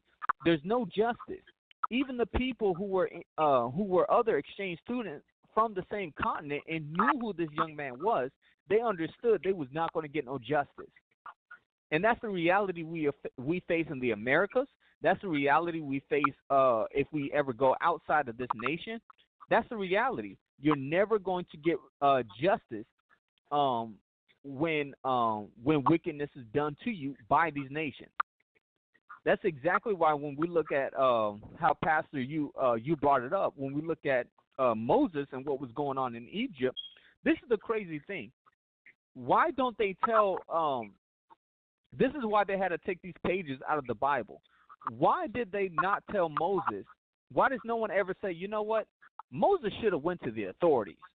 Why did he kill that Egyptian for nearly beating one of his brothers to death? Why didn't he just go to the authorities? Why didn't he just go to Pharaoh? No one ever says that.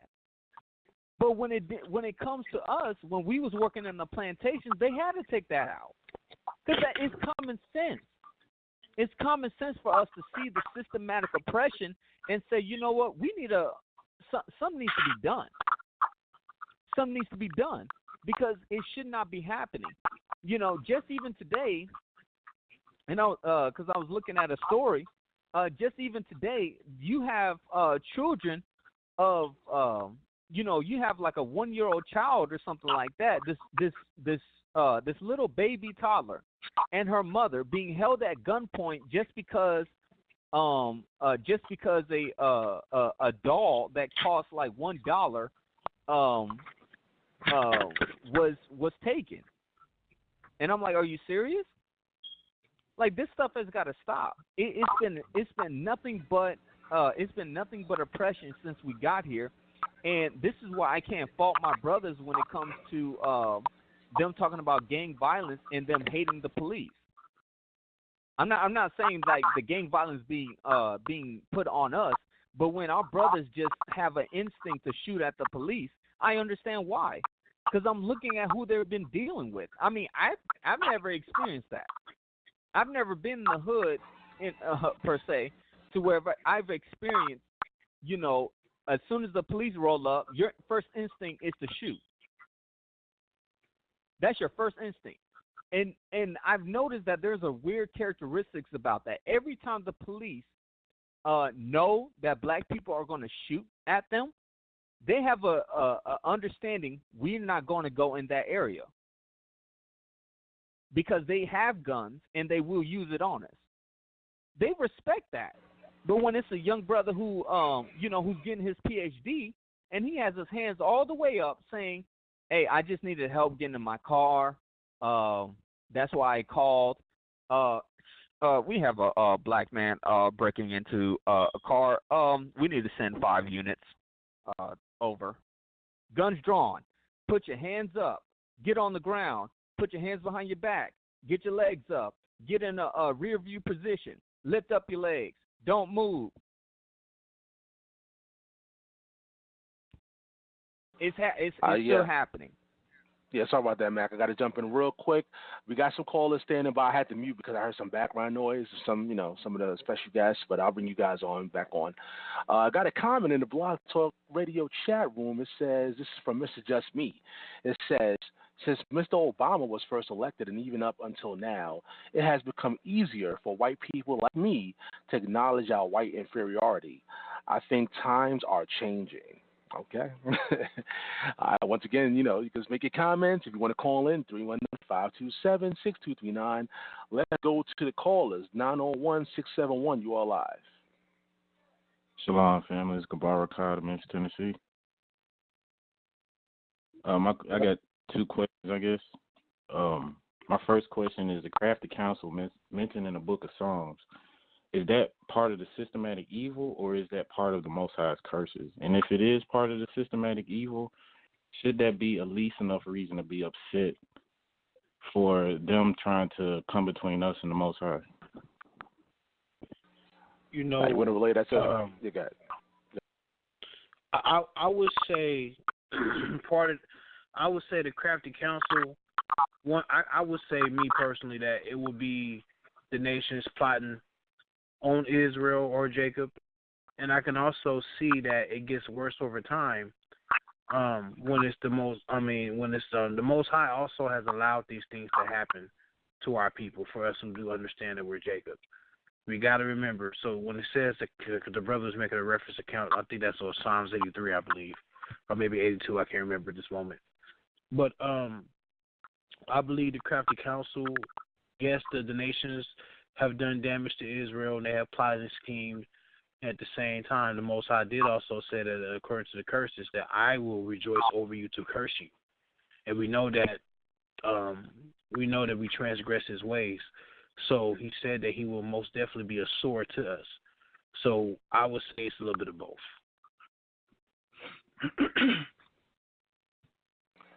Yeah, caller, you want to respond? You want to reply? Go ahead. Okay, yeah, I can see that. I feel like it's more of a systematic thing, and that's really what gets me. I just feel like the nation's really tried to take us from everything that we love, especially our power. But yeah. I appreciate your call, brother. We got somebody else standing by. We got two more people standing by. Once again, it's 319-527-6229. Are Caucasians systematically evil towards blacks is the topic of this roundtable, Roundtable 45.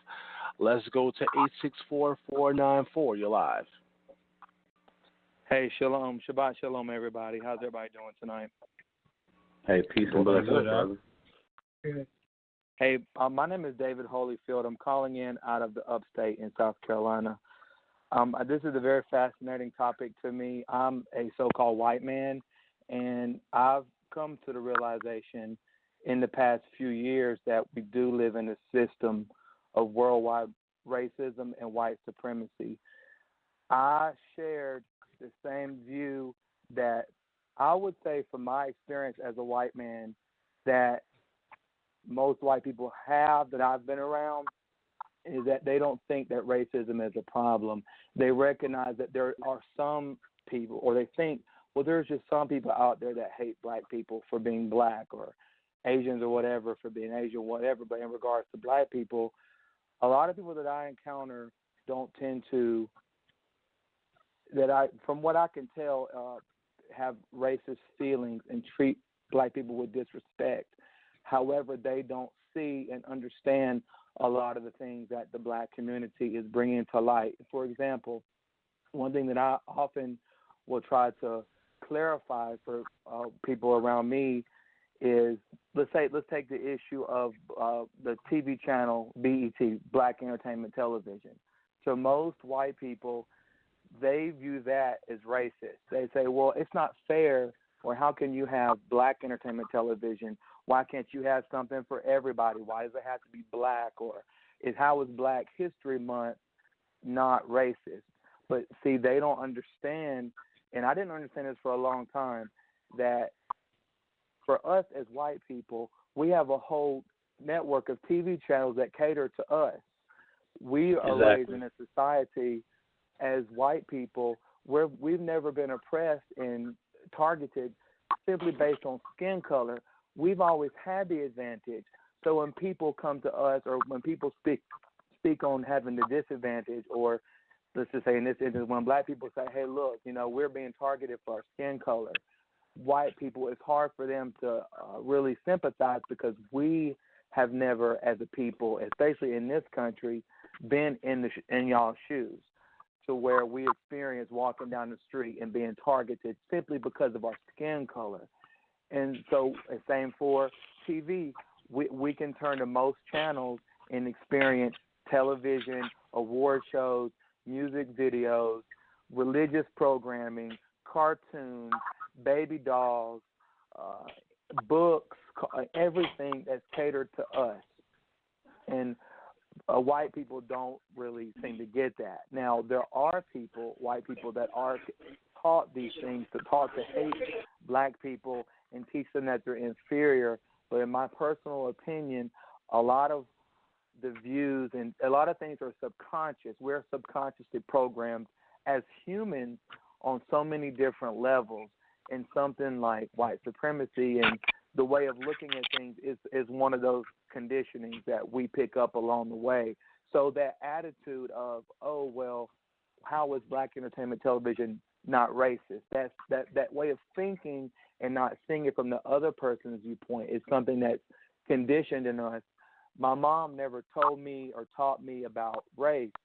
She told me, I just want you to experience things for yourself. You go out into the world, and I'm not going to teach you the difference between different skin colors and nationalities. You just need to experience it for yourself. She told me she didn't want to influence me, especially negatively.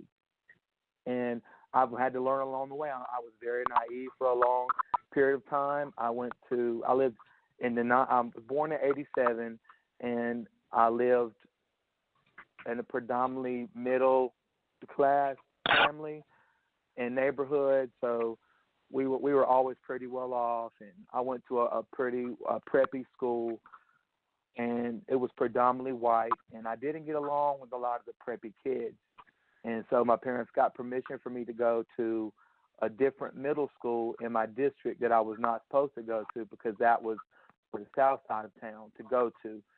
And I did not know it at the time, but I was given permission to go to an all-black school. And I did not know this until the first day. And they were walking me around the classroom, and I'm walking through the halls. I'm like, wow, where are the white kids? You know, you would see a few of them here and there, but for me, that was a culture shock to go from being the predominant race in the class to the minority in the class. But I'm very thankful, because that allowed me to spend those years amongst the black community, especially in my area and around teachers and students and principals and the culture. I was able to see things from a very different perspective. And I personally, white people are like, they're so confused when I tell them, but I felt more at home with black people even now than I do with white people. I'm very much a white person, and I'm not, as y'all know who Rachel Dolezal is, I'm not one of her. But I just am more, I feel more comfortable around black people. I hang out with everybody, and I get along great with everybody, but there's just something that has always drawn me after going to that middle school towards the black culture. And I don't know if that's something that Yah has done and put that in my heart, and been able to see things from the perspective, you know, some of the books that I read in elementary school, like Roll of Thunder, Hear My Cry. I don't know if any of y'all have ever heard of that book, but it followed some black siblings down in Mississippi. I don't know, it might have been fictional, I don't remember. However, my heart really broke for the injustices that those kids experienced and saw, and same for the slaves and y'all's ancestors and what they've gone through here in this country. Because one thing that the culture, I think it's a cultural thing. Again, going back to the conditioning, we're taught, you know, well, slavery did happen, but it's minimized, and we're taught to remember things like September 11th, the Holocaust, all kind of different things like that. But if a black person says, well, we don't need to forget about slavery. We need to make sure that we're not repeating these things. Oh, well, just get over it. Or that was so long ago. Or we're not dealing with racism anymore. When we very much are, because from the very beginning of the United States of America, so-called, the black person or any non-white person has been at a disadvantage in this country. You had slaves, then when they were freed, you had a whole system of laws and regulations that had to be changed over time that still turned against black people and anybody that's classified as non-white. I got a better understanding of this topic. I came across a lady. Her name is Frances Cress Welsing. I don't know if any of y'all have ever heard of her, but she broke some stuff down, and I was really able to understand things. I don't agree with everything that she said, but in terms of racism and white supremacy, I can definitely see it, and I understand that it's there. And I try, when the conversation is available, to help people, and especially white people, try to understand from y'all's perspective, and to understand that we don't have the disadvantage in our country to where we don't walk down the street and be targeted for our skin color. Sure, anybody can get shot going down the street because people are evil, but in terms of the system and authority in place, we don't live in a country like that, because they were created to benefit us.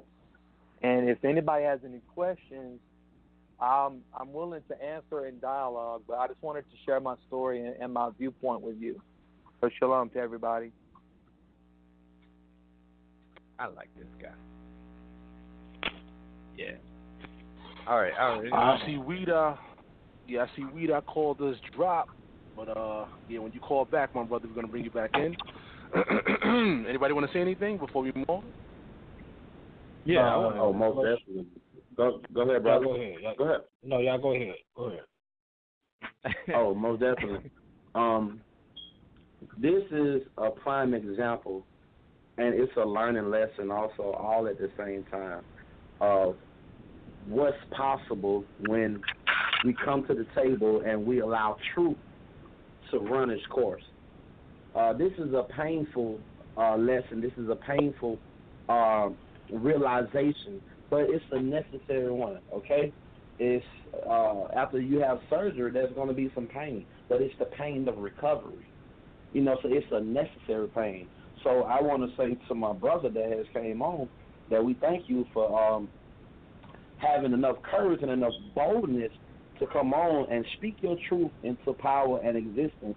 And I would charge you, put a mandate that you just keep on fighting the good fight, and wherever you see your own race of people that's similar to you with similar experiences, that just like there's a mandate for black people to fix our communities, that in equal shares and amounts, you also are responsible for making sure that whenever you have an opportunity to fix your community also. And our ghetto may be physical.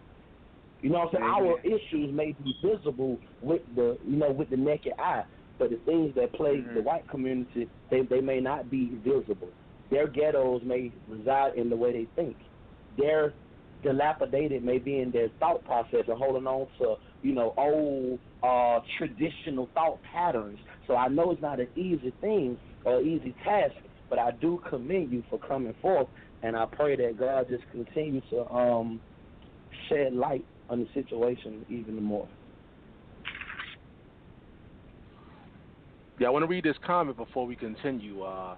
And I'm hearing a little bit of background noise, guys. So you guys mute your phones. I'm hearing like some, I don't know where it's coming from. Just mute your phones. Yeah, that's all right. My bad. All right, cool.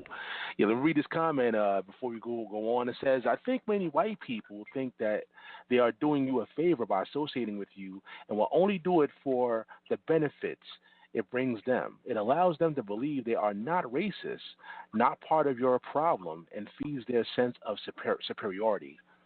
Anybody want to comment on that? Me, I say it's more of a guilty complex.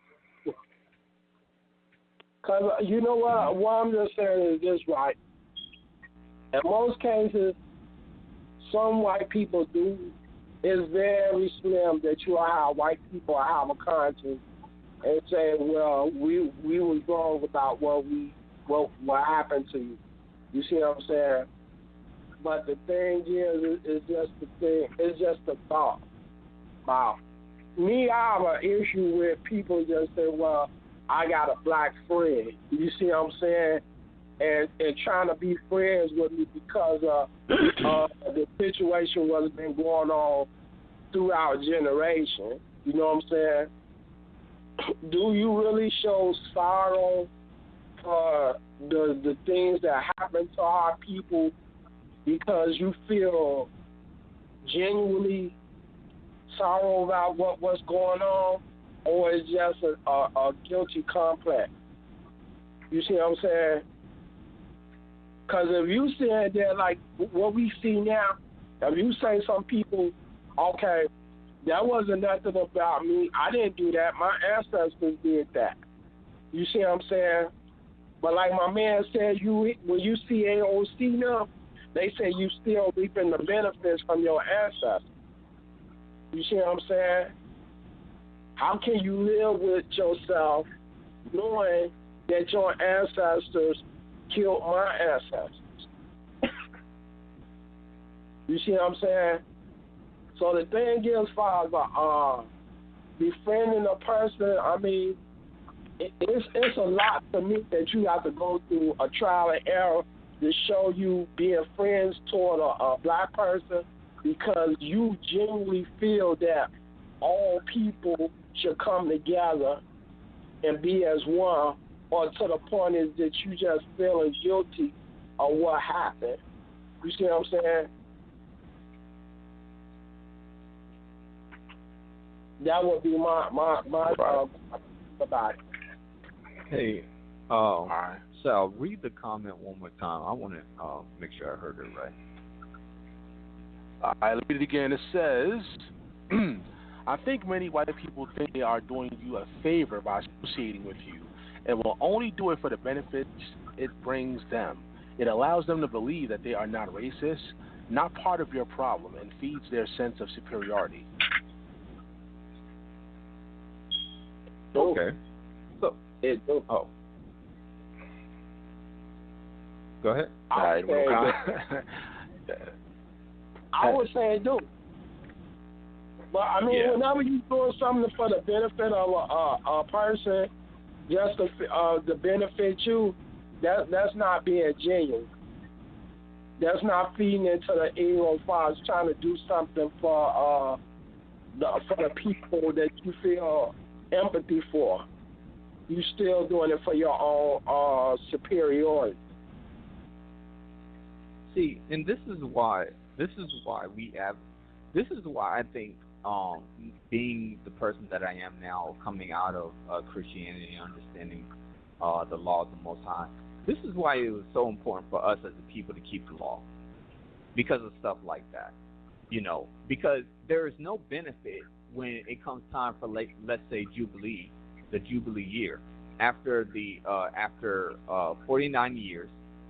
Let's say the servant that was with you for 49 years or so,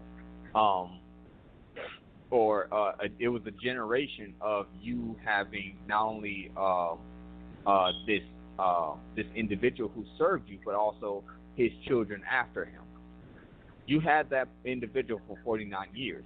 After once the 50th year came up, that's a jubilee. Everything that person worked hard for, whatever houses, whatever amount of property, whatever he lost, it had to be restored to him. Did that benefit the person who owned him? No, it didn't benefit, because everything that he gave up to be in the situation that he's in now, I had to restore that to him. I had to give that back to him. And this is why I advocate, is why it's so important for the Torah, that it was the Most High's ultimate goodness that he gave us this law, because now we understand. It's like it didn't hit us, but now it's really hitting us like a brick so hard that when we look at what people are doing to us now, we appreciate working only 7 years, and then at that point we're set free. We appreciate the type of system that if I were to lose my stuff, I know that in a specific amount of time, at least my children, even if I don't make it, my children will get it back. I can appreciate me not having to, because this is the thing. When I did my debate with G-Man, I'm reading a book that was published in 1860 or 1865, I believe.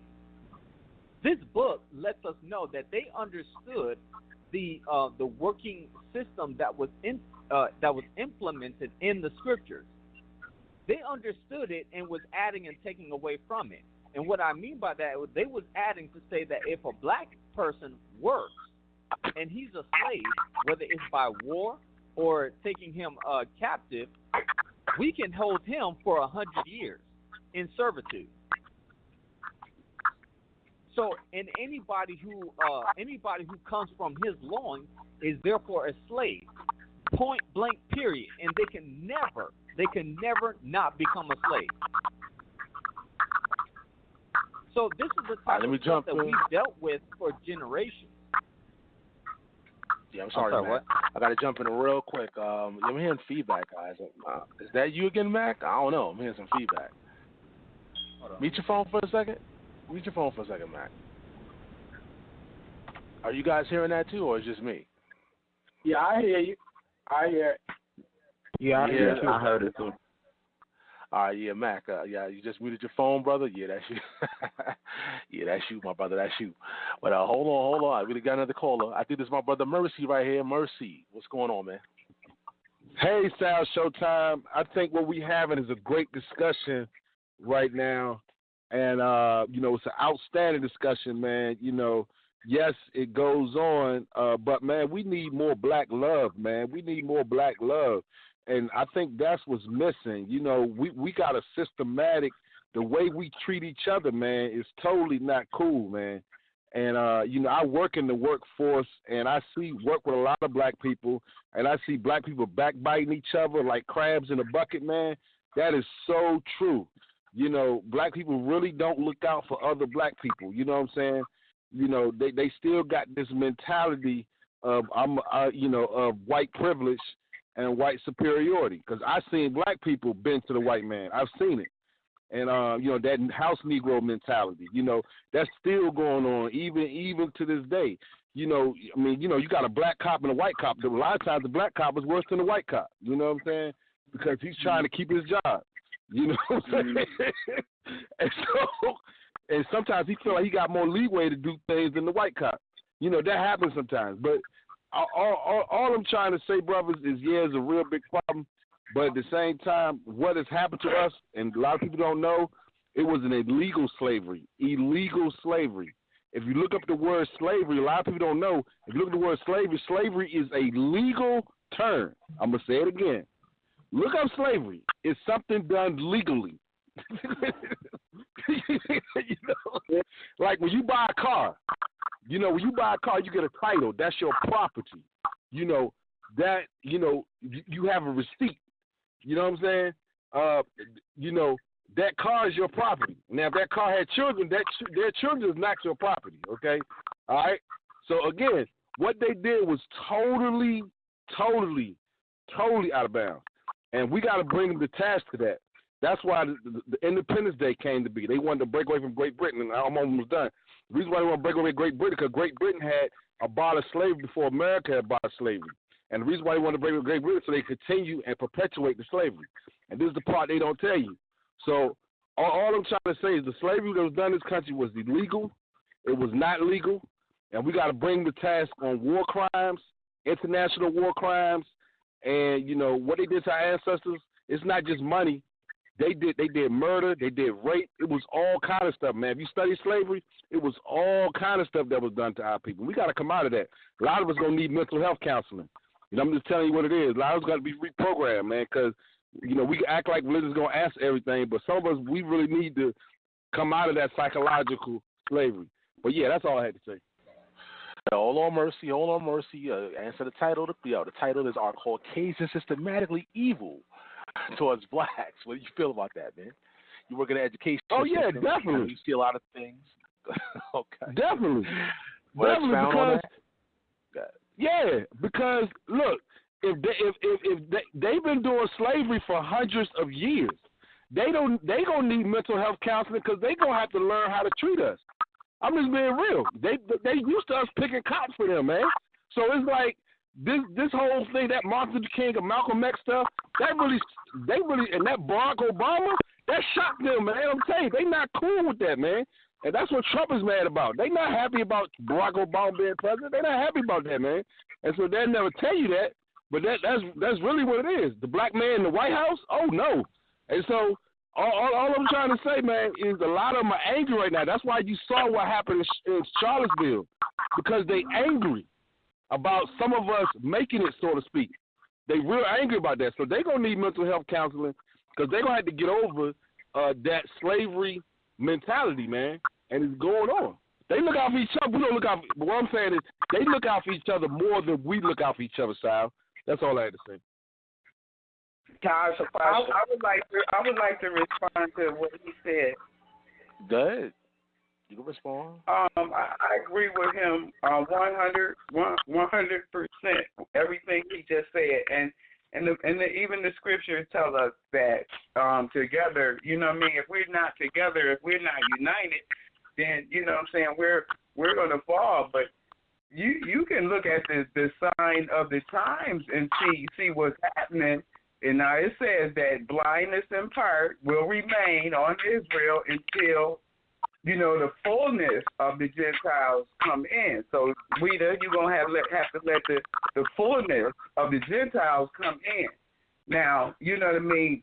You can look at the hurricanes and the tornadoes and the storms. That was not directed towards people of color. You know what I mean? Do you know how many displaced Europeans that are in this country today as a result of the Lord of Hosts? Each one of those hurricanes and floods was a slave route. Okay? I know. You can look at the sign of the times to see what's going on. Yeah. And I agree with it. I accept it as far as that goes. I mean, as far as us talking from a logical standpoint, I mean, I know according to what I see, I know systematically that the white man is against us. Now, as far as spiritually, if you want to say that, we know that the Most High prophesied all these things that was to come about. Isaiah 10 tells you that they made unrighteous decree against his people. So I understand that if you look at the laws that are being implemented to our people, that's prophecy. So I understand what you're saying. But what That's I'm why saying, it was very fitting that brother called in with that scripture from Psalms 83. That sums it up. Yeah, Brother Mercy's still here. Yeah, Brother Mercy's still here. Yeah. And David, now hold on, David H, you still there too? David Holyfield, you want to say anything, David? Devin. Yeah, Dave, you still there, Dave? Oh yeah, sorry. Yeah, my phone was on mute. I'm sorry. Not right now. I'm still well. What was the question of the show again? Okay. Are Caucasians systematically evil towards blacks? Well, I will say I feel like it's not fair to generalize any conversation about groups of people, but I will say there is I got admitted to there's a global system of racism and white supremacy. Not all white people, but the thing is the system is in place even though many white people don't see it or don't really understand it. It's still there. And even though they might not realize that, they might be thinking of things to contribute to that. Or I think it might have been Weeda that said something about, or maybe Max Thomas, I can't remember who it was, that said something about, well, I'm not racist because I have a black friend, or I can't be racist because I have a black husband or a black wife or whatever. But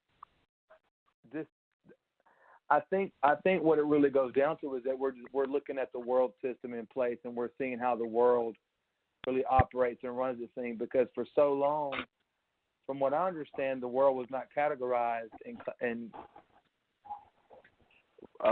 grouped together by skin color and skin tones. It was everybody looked at each other based on what land you were from or what your nationality was. Not are you light skinned, dark skinned, are you white, are you Asian, it wasn't based on the skin color level. It was more of a nationality thing, like where are you from, and you were categorized based on that versus compartmentalizing everybody.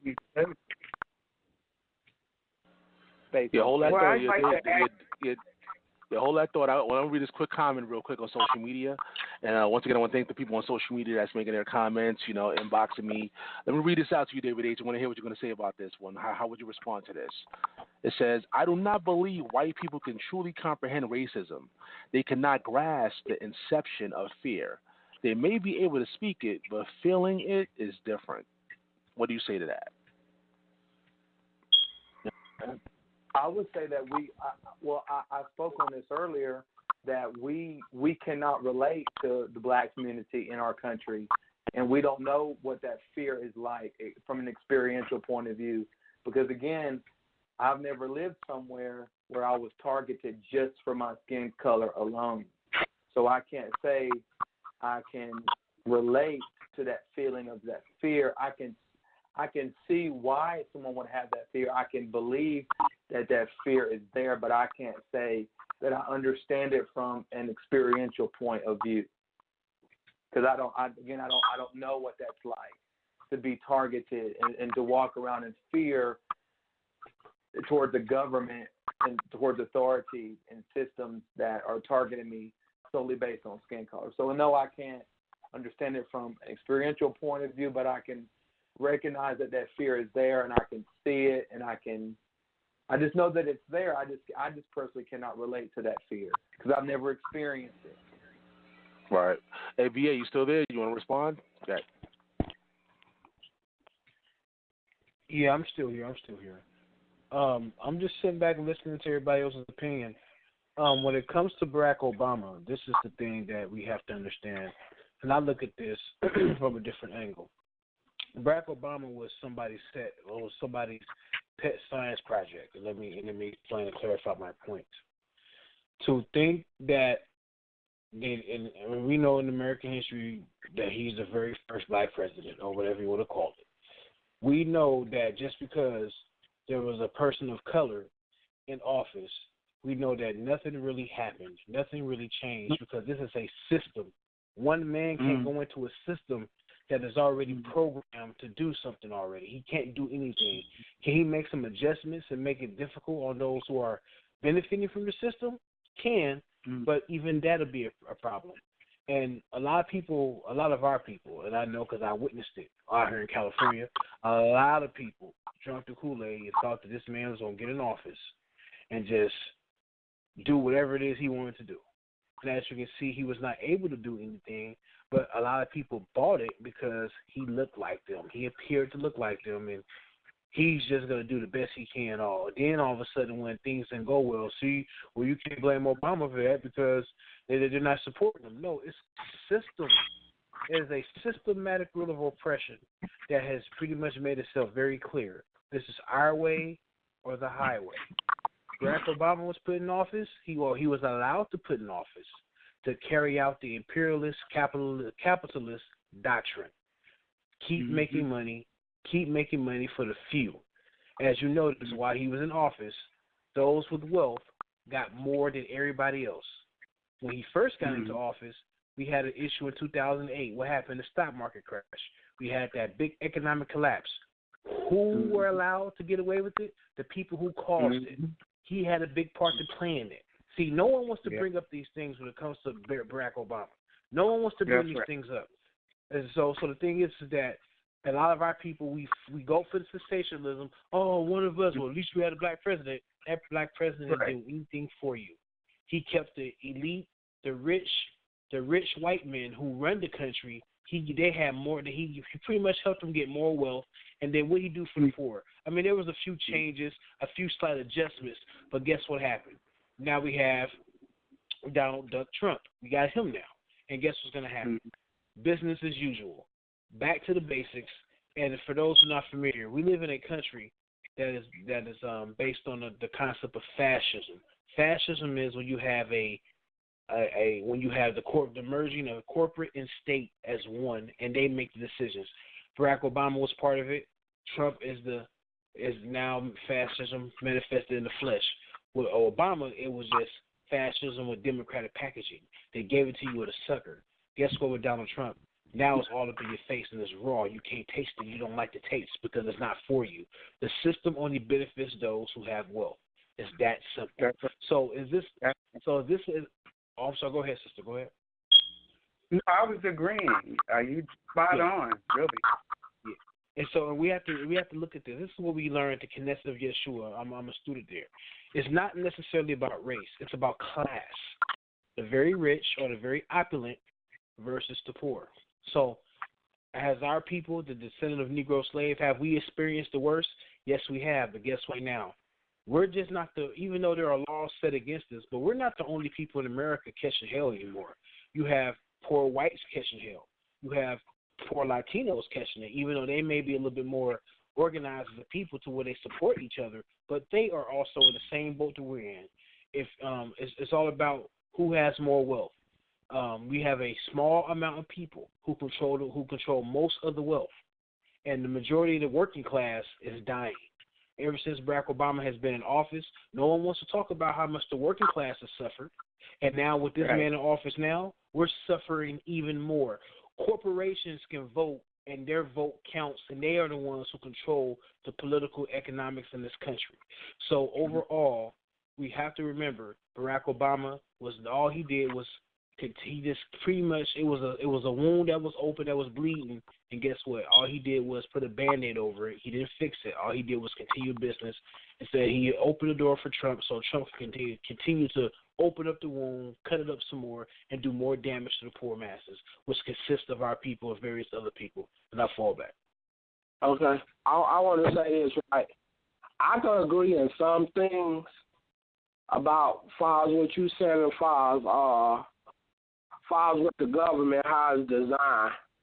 But when you talk about like the Mexicans and the other people, you talking about the white poor, no, I don't agree with that, not at all.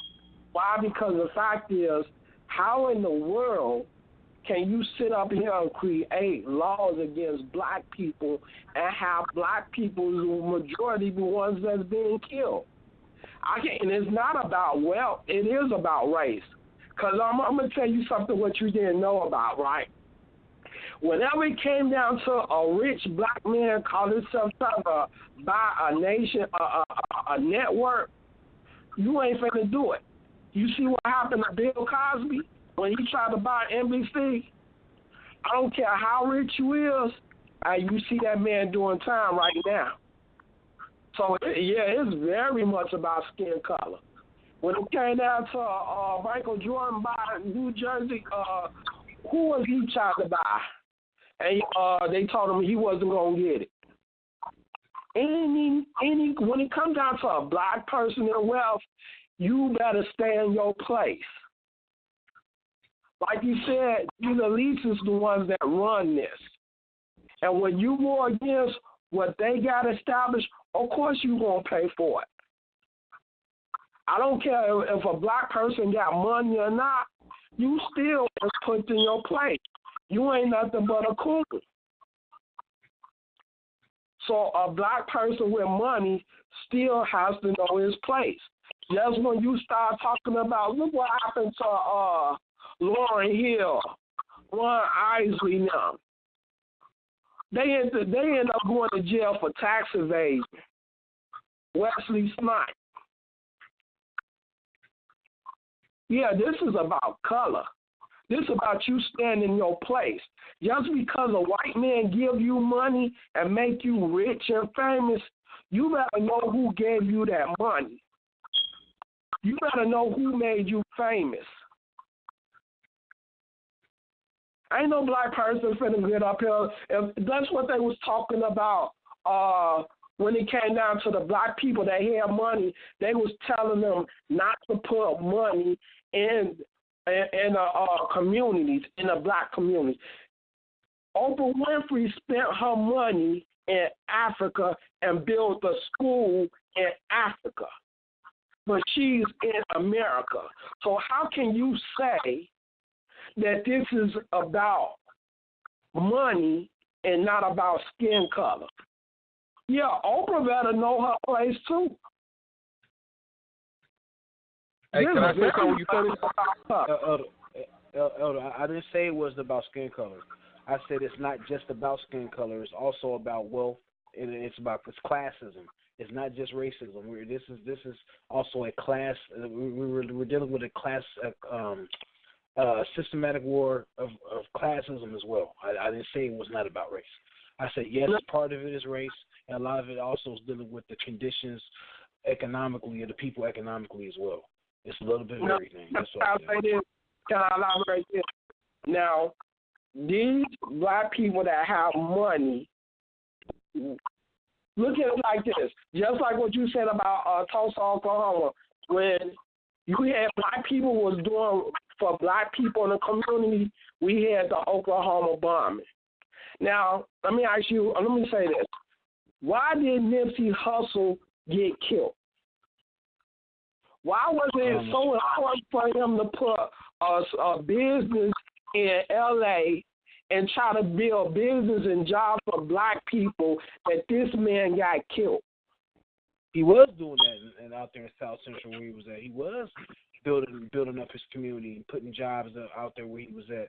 And he was killed by somebody that looked just like him. And that's understandable. So, but the thing is, what I'm saying is this: even though a person that killed him that looked like it, don't you even think that somebody else had their hand in that? I wouldn't doubt it. I mean, we don't. I mean, publicly we don't know the facts, but based on how living in this country, how there's always somebody behind the scenes operating, I wouldn't doubt it. I wouldn't put it past anyone. I wouldn't. So when it comes down to helping blacks, it's a problem. And this is what we see. Yeah, I can agree with that. Right. So no matter what the situation is, whether a black person be rich, you see what I'm saying, or famous, whatever it is, a black person that's rich and famous needs to stay in their place when it comes down to the white man. Can I say something? Go ahead. Hey, brother, you are so spot on. It's not even funny, man. See, you done took this to a whole new level. And see, this is what I was talking about. When you talk about in 1896, we had something called separation but equal. And see, we've lost that doctrine. I know what Dr. King had to do. He brought us together with the white man to eat the table together with him because it wasn't equal. It wasn't equal when we were separated. They didn't give us the same resources they gave to the white colleges and the white schools and stuff like that. But what you're talking about now, brother, is so real because we got enough rich billionaire black people that there should be no ghettos, for real. No joke. We got black people that got money, man. So why they don't help us? If you think about it, they don't help us. Like me, I got college degrees, and I got student loans. Why do I have student loans? Well, you got Magic Johnson, Oprah Winfrey. You got all these people with all this money, and I still got to take a loan out to go to school. That's crazy, man. That's ludicrous, man. So that's I would like to respond to that, and I agree with everything that's being said, but everybody knows, like you said, we're poor slaves, but they're just rich slaves. They give them that money, but they tell them, you cannot help your people. And they still accept the money. Now, y'all need to go after the promoters, the rappers, because this is stuff that, conditions our children, their mind. I mean, there's so many things that we can do. And it's just like today, they're talking about immigration and all of that. You know what I mean? We going to be right on the back burner while we on this phone talking about real issues that affect us, but it's going to get buried because they're talking about immigration. And guess what? Oprah, I got to give a comment on Oprah, dog. I got to speak on Oprah. Look, there's a reason why Oprah did build a school in black communities. She even said it. She sent out a survey, right, to black communities, to poor black cities, and asked them what they wanted. And she said, according to the survey, they wanted new shoes, they wanted new clothes, and they wanted money, but they didn't want an education. So she said because the kids in Africa wanted an education instead of those materialistic things, she built. So in other words, what Oprah is really saying is that I didn't help you Negroes because you Negroes don't care about education anyway. That's what she said. I'm just telling you what she said, yo. That's ridiculous. I'm just showing you what my man is saying is so true.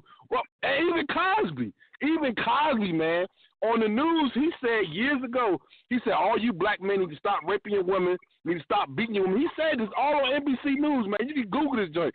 Cosby ain't black, man. Oprah ain't black. Oh, for real. They black, but they not black, I'm telling you. So that's right. You know, people be confused about your term. You not allowed all your people. And see, look, check this out. Did you know when Martin Luther King brought forth integration? Check this out. They showed a picture of him shaking hands with, I think it was Jacob Rothschild. You see what I'm saying?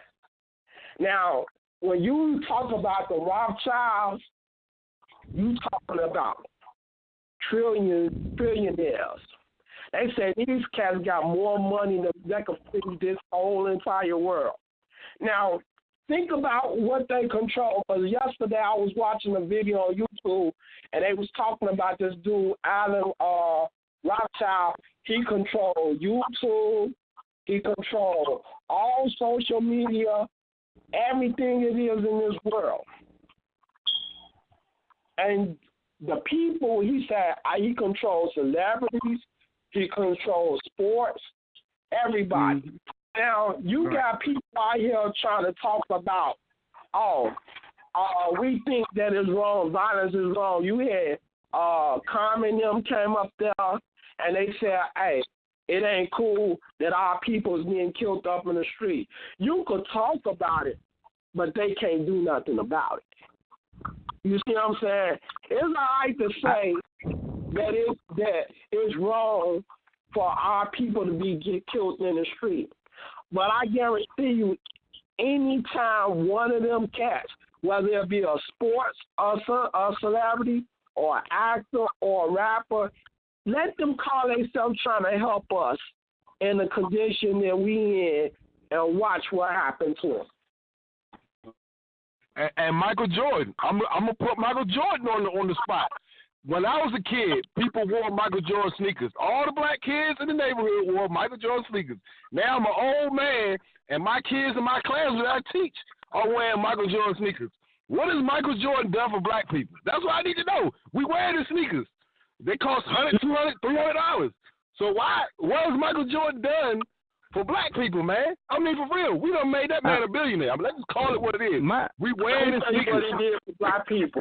But this is the thing. This is the real issue, and it's kind of insulting that Oprah, Bill Cosby, because I'm gonna say this. I personally don't know about the quotes that you're bringing out, brother, but I'll say this: if it's true, since I'm not, I didn't know that they actually said this, but if it's true that they said this, this is so. This is what's insulting about what they're saying, because what education are we supposed to receive that's supposed to benefit us exactly? Because honestly, we benefited when we had skills. We benefited when we had programs like plumbing, when we had programs in school that taught us. Excuse me, I can't even speak. Actual skills. Okay. Because the issue is that we understand that the school is it's a school system that's built upon a prison pipeline. I'm educating you, you dumb N-words, so that you can go ahead and go to jail, pretty much. It has nothing to do with educating us to be better than what we are.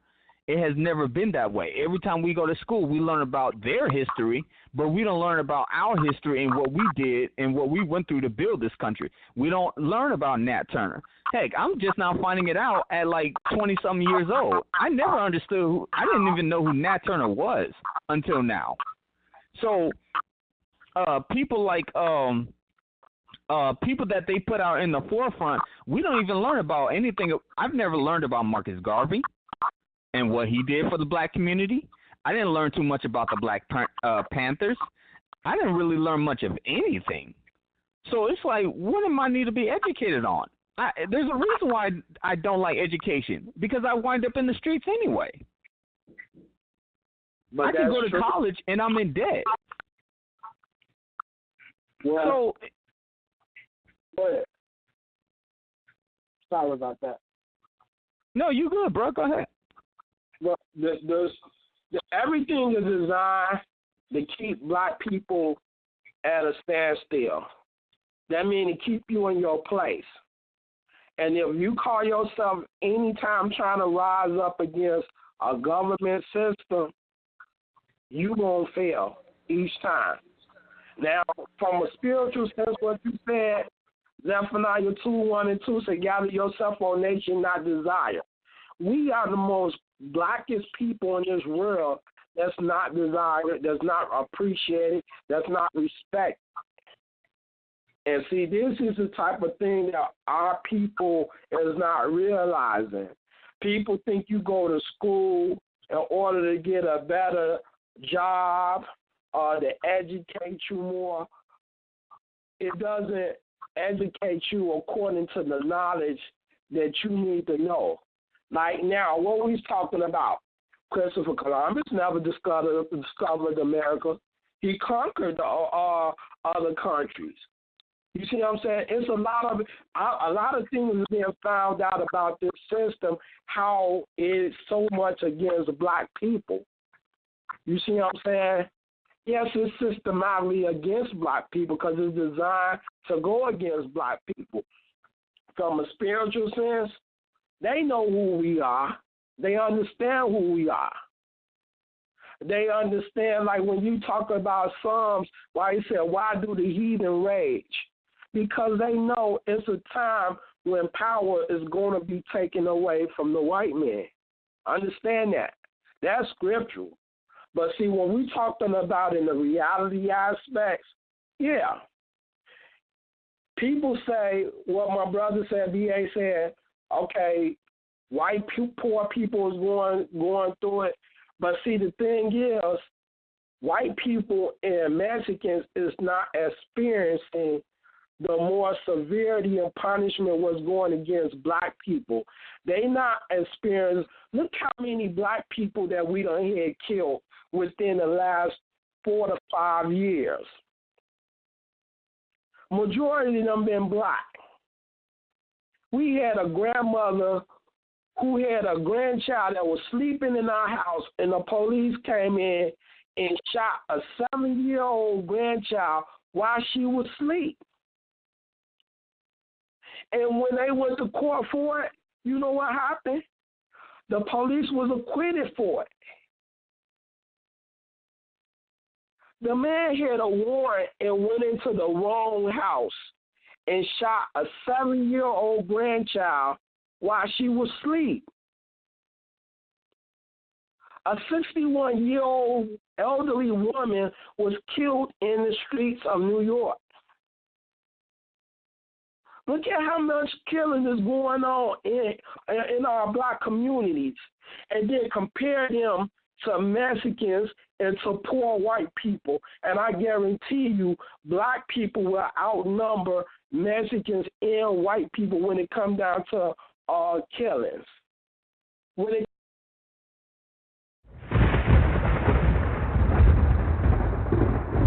touch that dial. You're now listening to Debate Talk Radio. Hey, Rita, I apologize, man. Hey, press number 1 again. For some reason, I guess you off the switchboard. Press number 1, brother. If you're there, press number 1. I don't know what happened. Brother Mercy, press number 1 as well. Press number 1, guys. There we go. I see y'all now. All right, we only got a few minutes left in the air, y'all. So what I'm going to do, of course, I'm going to give you guys some last words. Again, I appreciate everybody that called in. We lost Brother B.A. We lost Minister Howell. I don't know what happened. They called, just dropped. Minister Howell, if you're out there, press number 1 as well. And once again, very deep conversation. Hopefully, people in the comment board, respond and, let us know what you thought about this show. But let's go down the line. Let's go to Sister Doris. Last words. Thank you for having this topic. It was a hard topic, but it needs to be talked about, and maybe you should have a few more. I enjoyed the dialogue. Thank you. Oh, no doubt. We appreciate you. Hey, David, man, press number 1, brother. Get back in here. Bring us some last words. Let's go to Mac Thomas. Last words.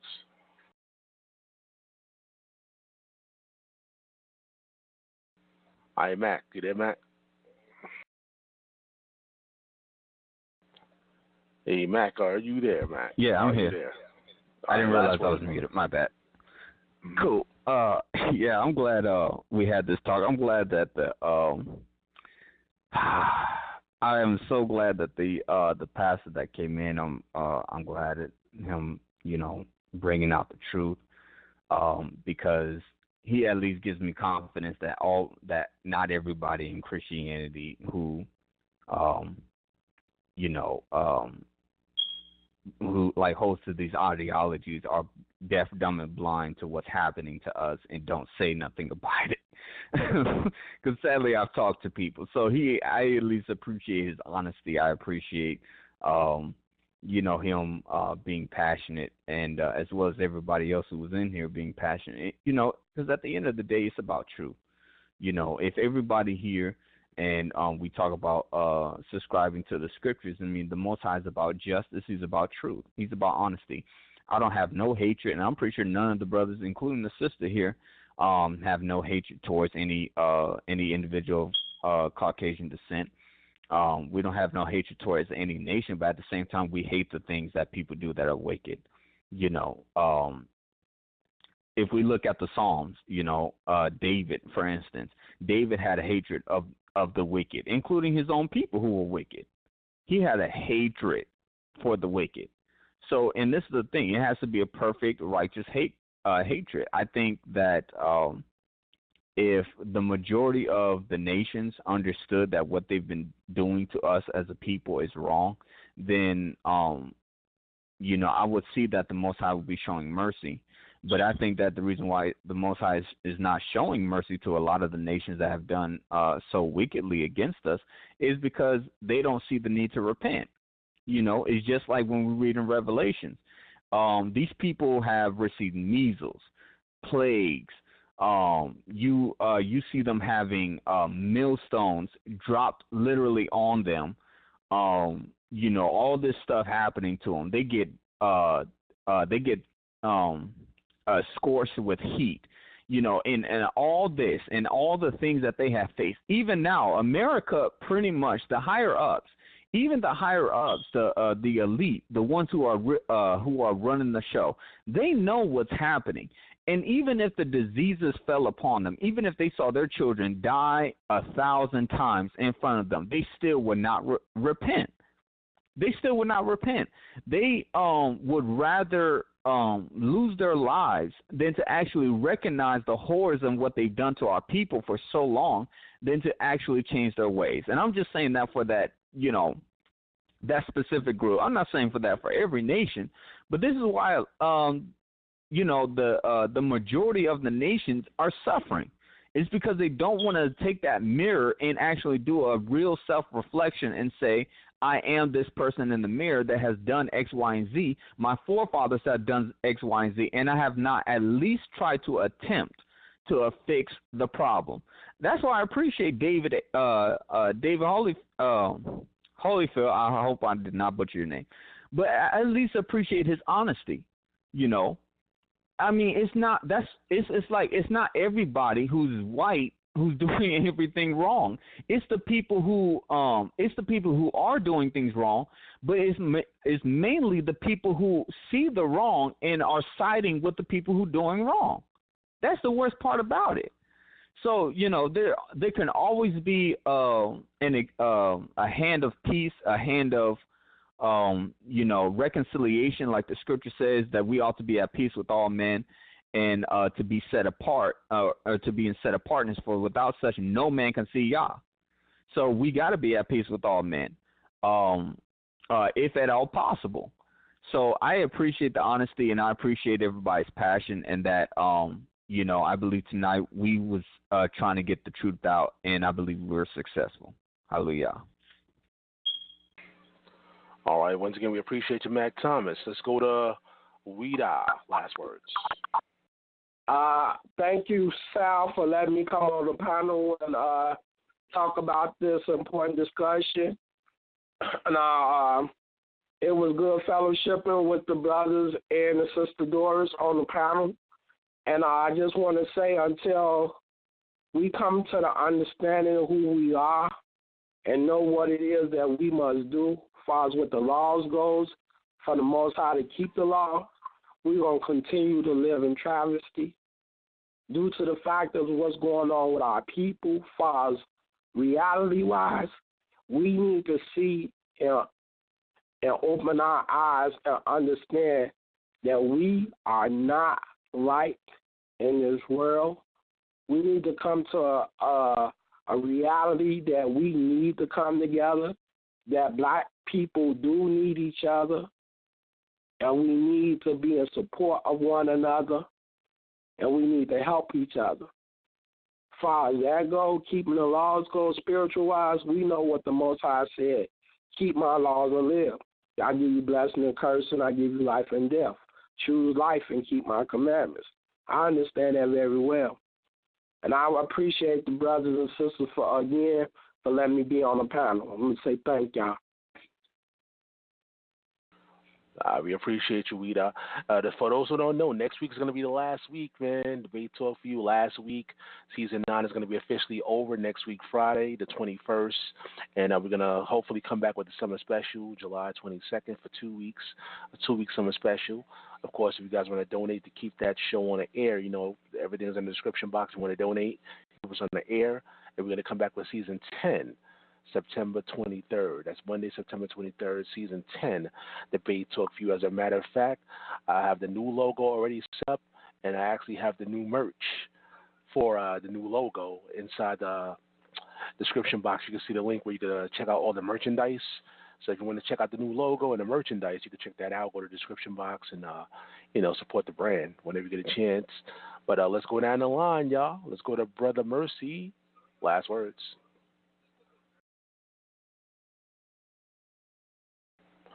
Yeah, Brother Mercy. You there, Brother Mercy? Yeah, I just wanted to say, final words is that, man, my biggest problem is our people not really loving each other, man. From Oprah Winfrey, from Michael Jordan, from Bill Cosby. At least one thing I can say about LeBron James, at least he started a school, man. He did more than Oprah. He started a school. I mean, LeBron thought it was good to start a school. Come on, damn, LeBron James, who never went to college, thought it was good to start a school. I told my kids I'd rather wear LeBron James sneakers than Michael Jordan. I like Michael Jordan better than LeBron James, but still, I said I'd rather wear his sneakers. At least we got a school. But all I'm saying, man, is like our people really don't look out for each other. And we wear Michael Jordan sneakers. I think we should put a protest on him and just say, look, even with Barack Obama, look at Barack Obama. He's the first black president that had a white vice president. Let me say it again. The first black president had a white vice president. All the white presidents had white vice presidents. This is what I'm saying about our people, man. Why can't we run for the White House with a black president and a black vice president? Why has it got to be a black president and a white president? That's not what they do with us. When the white president becomes president, he has a white vice president. You know what I'm saying? See, we don't even think along those lines. You know, let's promote our people, you know. So when he made the office, another white man made the office. Even though I got nothing against, the vice president, I'm just trying to show you how we always looking out for white people before we look out for our own people. So for my final words is, we got to look out for each other and stop helping white people as much because they really don't need it, man. Let's just call it what it is. They really don't need the help. We need to help each other. So that's my last words. We love each other, help each other, look out for each other first. We should, if we're in a position to hire somebody, we should hire somebody black before we hire somebody white. I'm going to say it again. We should hire somebody black before we hire somebody white.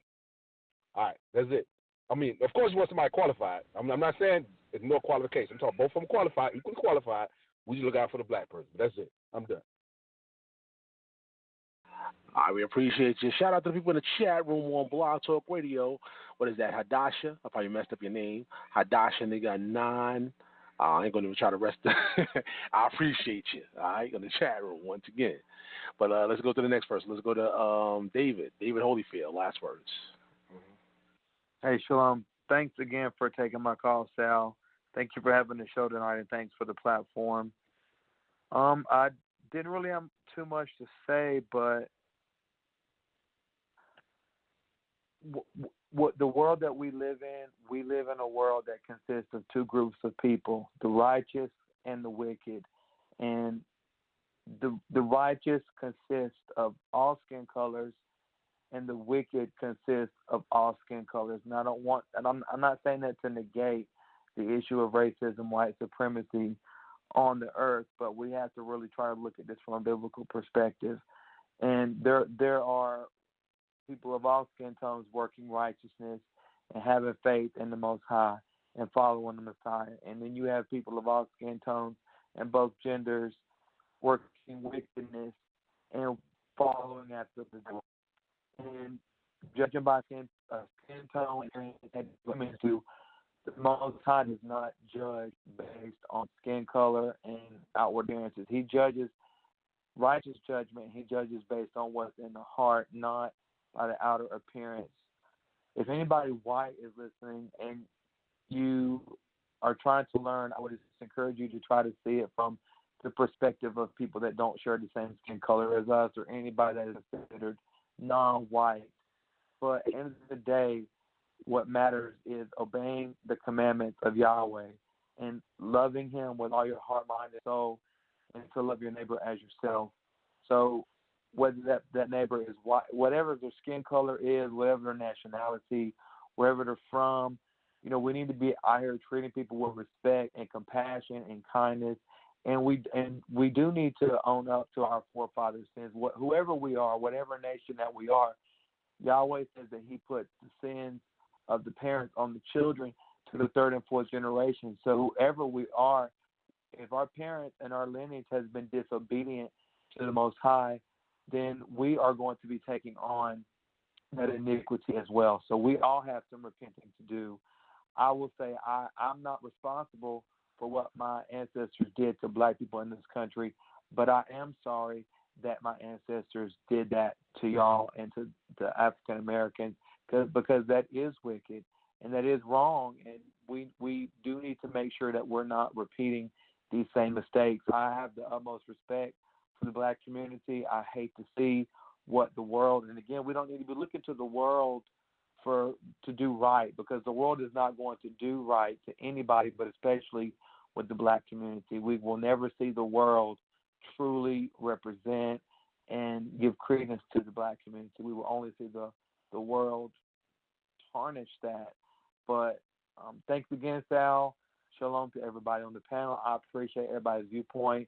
I will say I do enjoy hearing Sister Doris call in and offer her viewpoint, so I would like to maybe hear her more, maybe her and I sometime then have a dialogue about something in the future. So reach out to me or reach out to Sal Doris if you would like to have any type of dialogue. I'm not really into debating, but I would like to have a dialogue. But shalom to everybody on the panel. Y'all have a good night and enjoy the Shabbat. Shabbat shalom.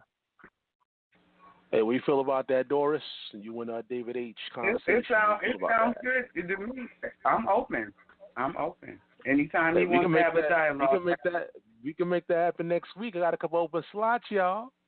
We can make that happen next week. You know what? Hey, let's just do this now. Next week, Tuesday, man. Next week, can you do it on Tuesday though, David Holyfield? I know your schedule's kind of crazy. Tuesday night at 8. Yeah. Can you do it? Yeah, Tuesday night at 8. Okay. I think, I'll confirm that with you in a day or two. All right, so we'll work some things out behind the scenes, figure out a topic, and we can have a dialogue. All right, I appreciate that. We're doing stand-up shows on the spot. There we go. I appreciate you. All right, sure. And listen, shout out to 909IE. I see you had a couple interesting questions and comments in the chat room. I really stopped following the chat after a little while, but you know what? I appreciate you. I'm looking at them, and you had some interesting questions that I should have read earlier, but hopefully when we do this again, you know, you can call in, or on the YouTube page, you can make your comments and type in your questions there, and hopefully the special guests on YouTube, you know, they'll comment and respond to you. But I appreciate you, 909IE, right in the Blog Talk Radio chat room. But we got Minister Howell here. Let's get some last words. After that, we can wrap it up. Minister Howell, last words. Most definitely. I want to thank you, Sal, for allowing us to come on and have this very, very important conversation. I mean, it's just reverberates on so many different levels. My last few comments is I want to highlight two things or whatever. I know we dealt with the physical aspect of things, political nature, systematic, also structural racism also. These things are very real, and at the end of the day, we have to understand that there is a higher principle that's playing in the background that supersedes what's going on in the natural. We all have, in some shape, form, or fashion, came to the conclusion, can agree, that both sides have been lied to. Caucasian people have been lied to make them believe or think or lead them down a pathway of that they're superior in all aspects and they are deserving to be in front of the line leading the charge and that all is right in their world. They got lied to. And because of the lies that were told to them, it created a cycle of injustice and oppression that has continued up to this day. And we fight against that. On the flip side, we as black people have been lied to also. And we have isolated ourselves within our own cocoon of our own creation to a degree. Brother Mercy said we need to love each other. And love is the ultimate fulfillment of the law. God is love. Pay very special close attention to when we talk about how do we treat each other as it relates to this black and white dynamic that's going on right here all over the world, but more specifically right here in America. A lot of the things that we go through, a lot of the reasons for our behavior is because the backdrop, our choices that already have been chosen for us. Just imagine if when you go grocery shopping, you think that you're making a choice of what you really want, but really you're making a choice already what's been provided for you. That stuff is already there when you walk in the store. So your choice is a secondary and not a primary choice. So we have to get back to the root cause of the problem. Who is the father of lies? According to the book of John 8:44, it said that the devil is the father of lies. So it allows you to streamline, and you can walk that trail to find what's really behind all of this. Going all the way back to slavery, there's an invisible enemy. There's a power. There's a negative frequency that don't care nothing about you, that care nothing about Caucasians, Asians, nothing. That there's a higher timeline at play, and we can't lose sight of that at the end of the day because we need some super on our natural to really right this ship the right way. And in closing, Brother Sal, when they went to Psalm 83 and they read it, and it's a powerful scripture, but one thing did not get highlighted, and I think this is very important as I close. David said, "Keep not thou silence, O God. Hold not thy peace, and be not still." Look at what verse 2 say. It says, "For lo, thine enemies make up tumult, and they that hate thee have lifted up their head," which show you the proper prioritizing of who the real enemy is. These not our personal enemies. They only hate us because they hate God. Because it's only in the 3rd verse when he said against thy people. But David made it a point of emphasis to say, God, these people hate you. And because they hate you, they hate us. We'll show you this is a spiritual battle. And when you stand for righteousness and when you stand up and you represent God, you're going to come against the spiritual forces. And the toughest battle is going to be this black and white dynamic because this is the background that we have to raise our children up. Either we're going to build or either we're going to destroy. But choose love, for love is the greater calling. Minister Howard, thank you.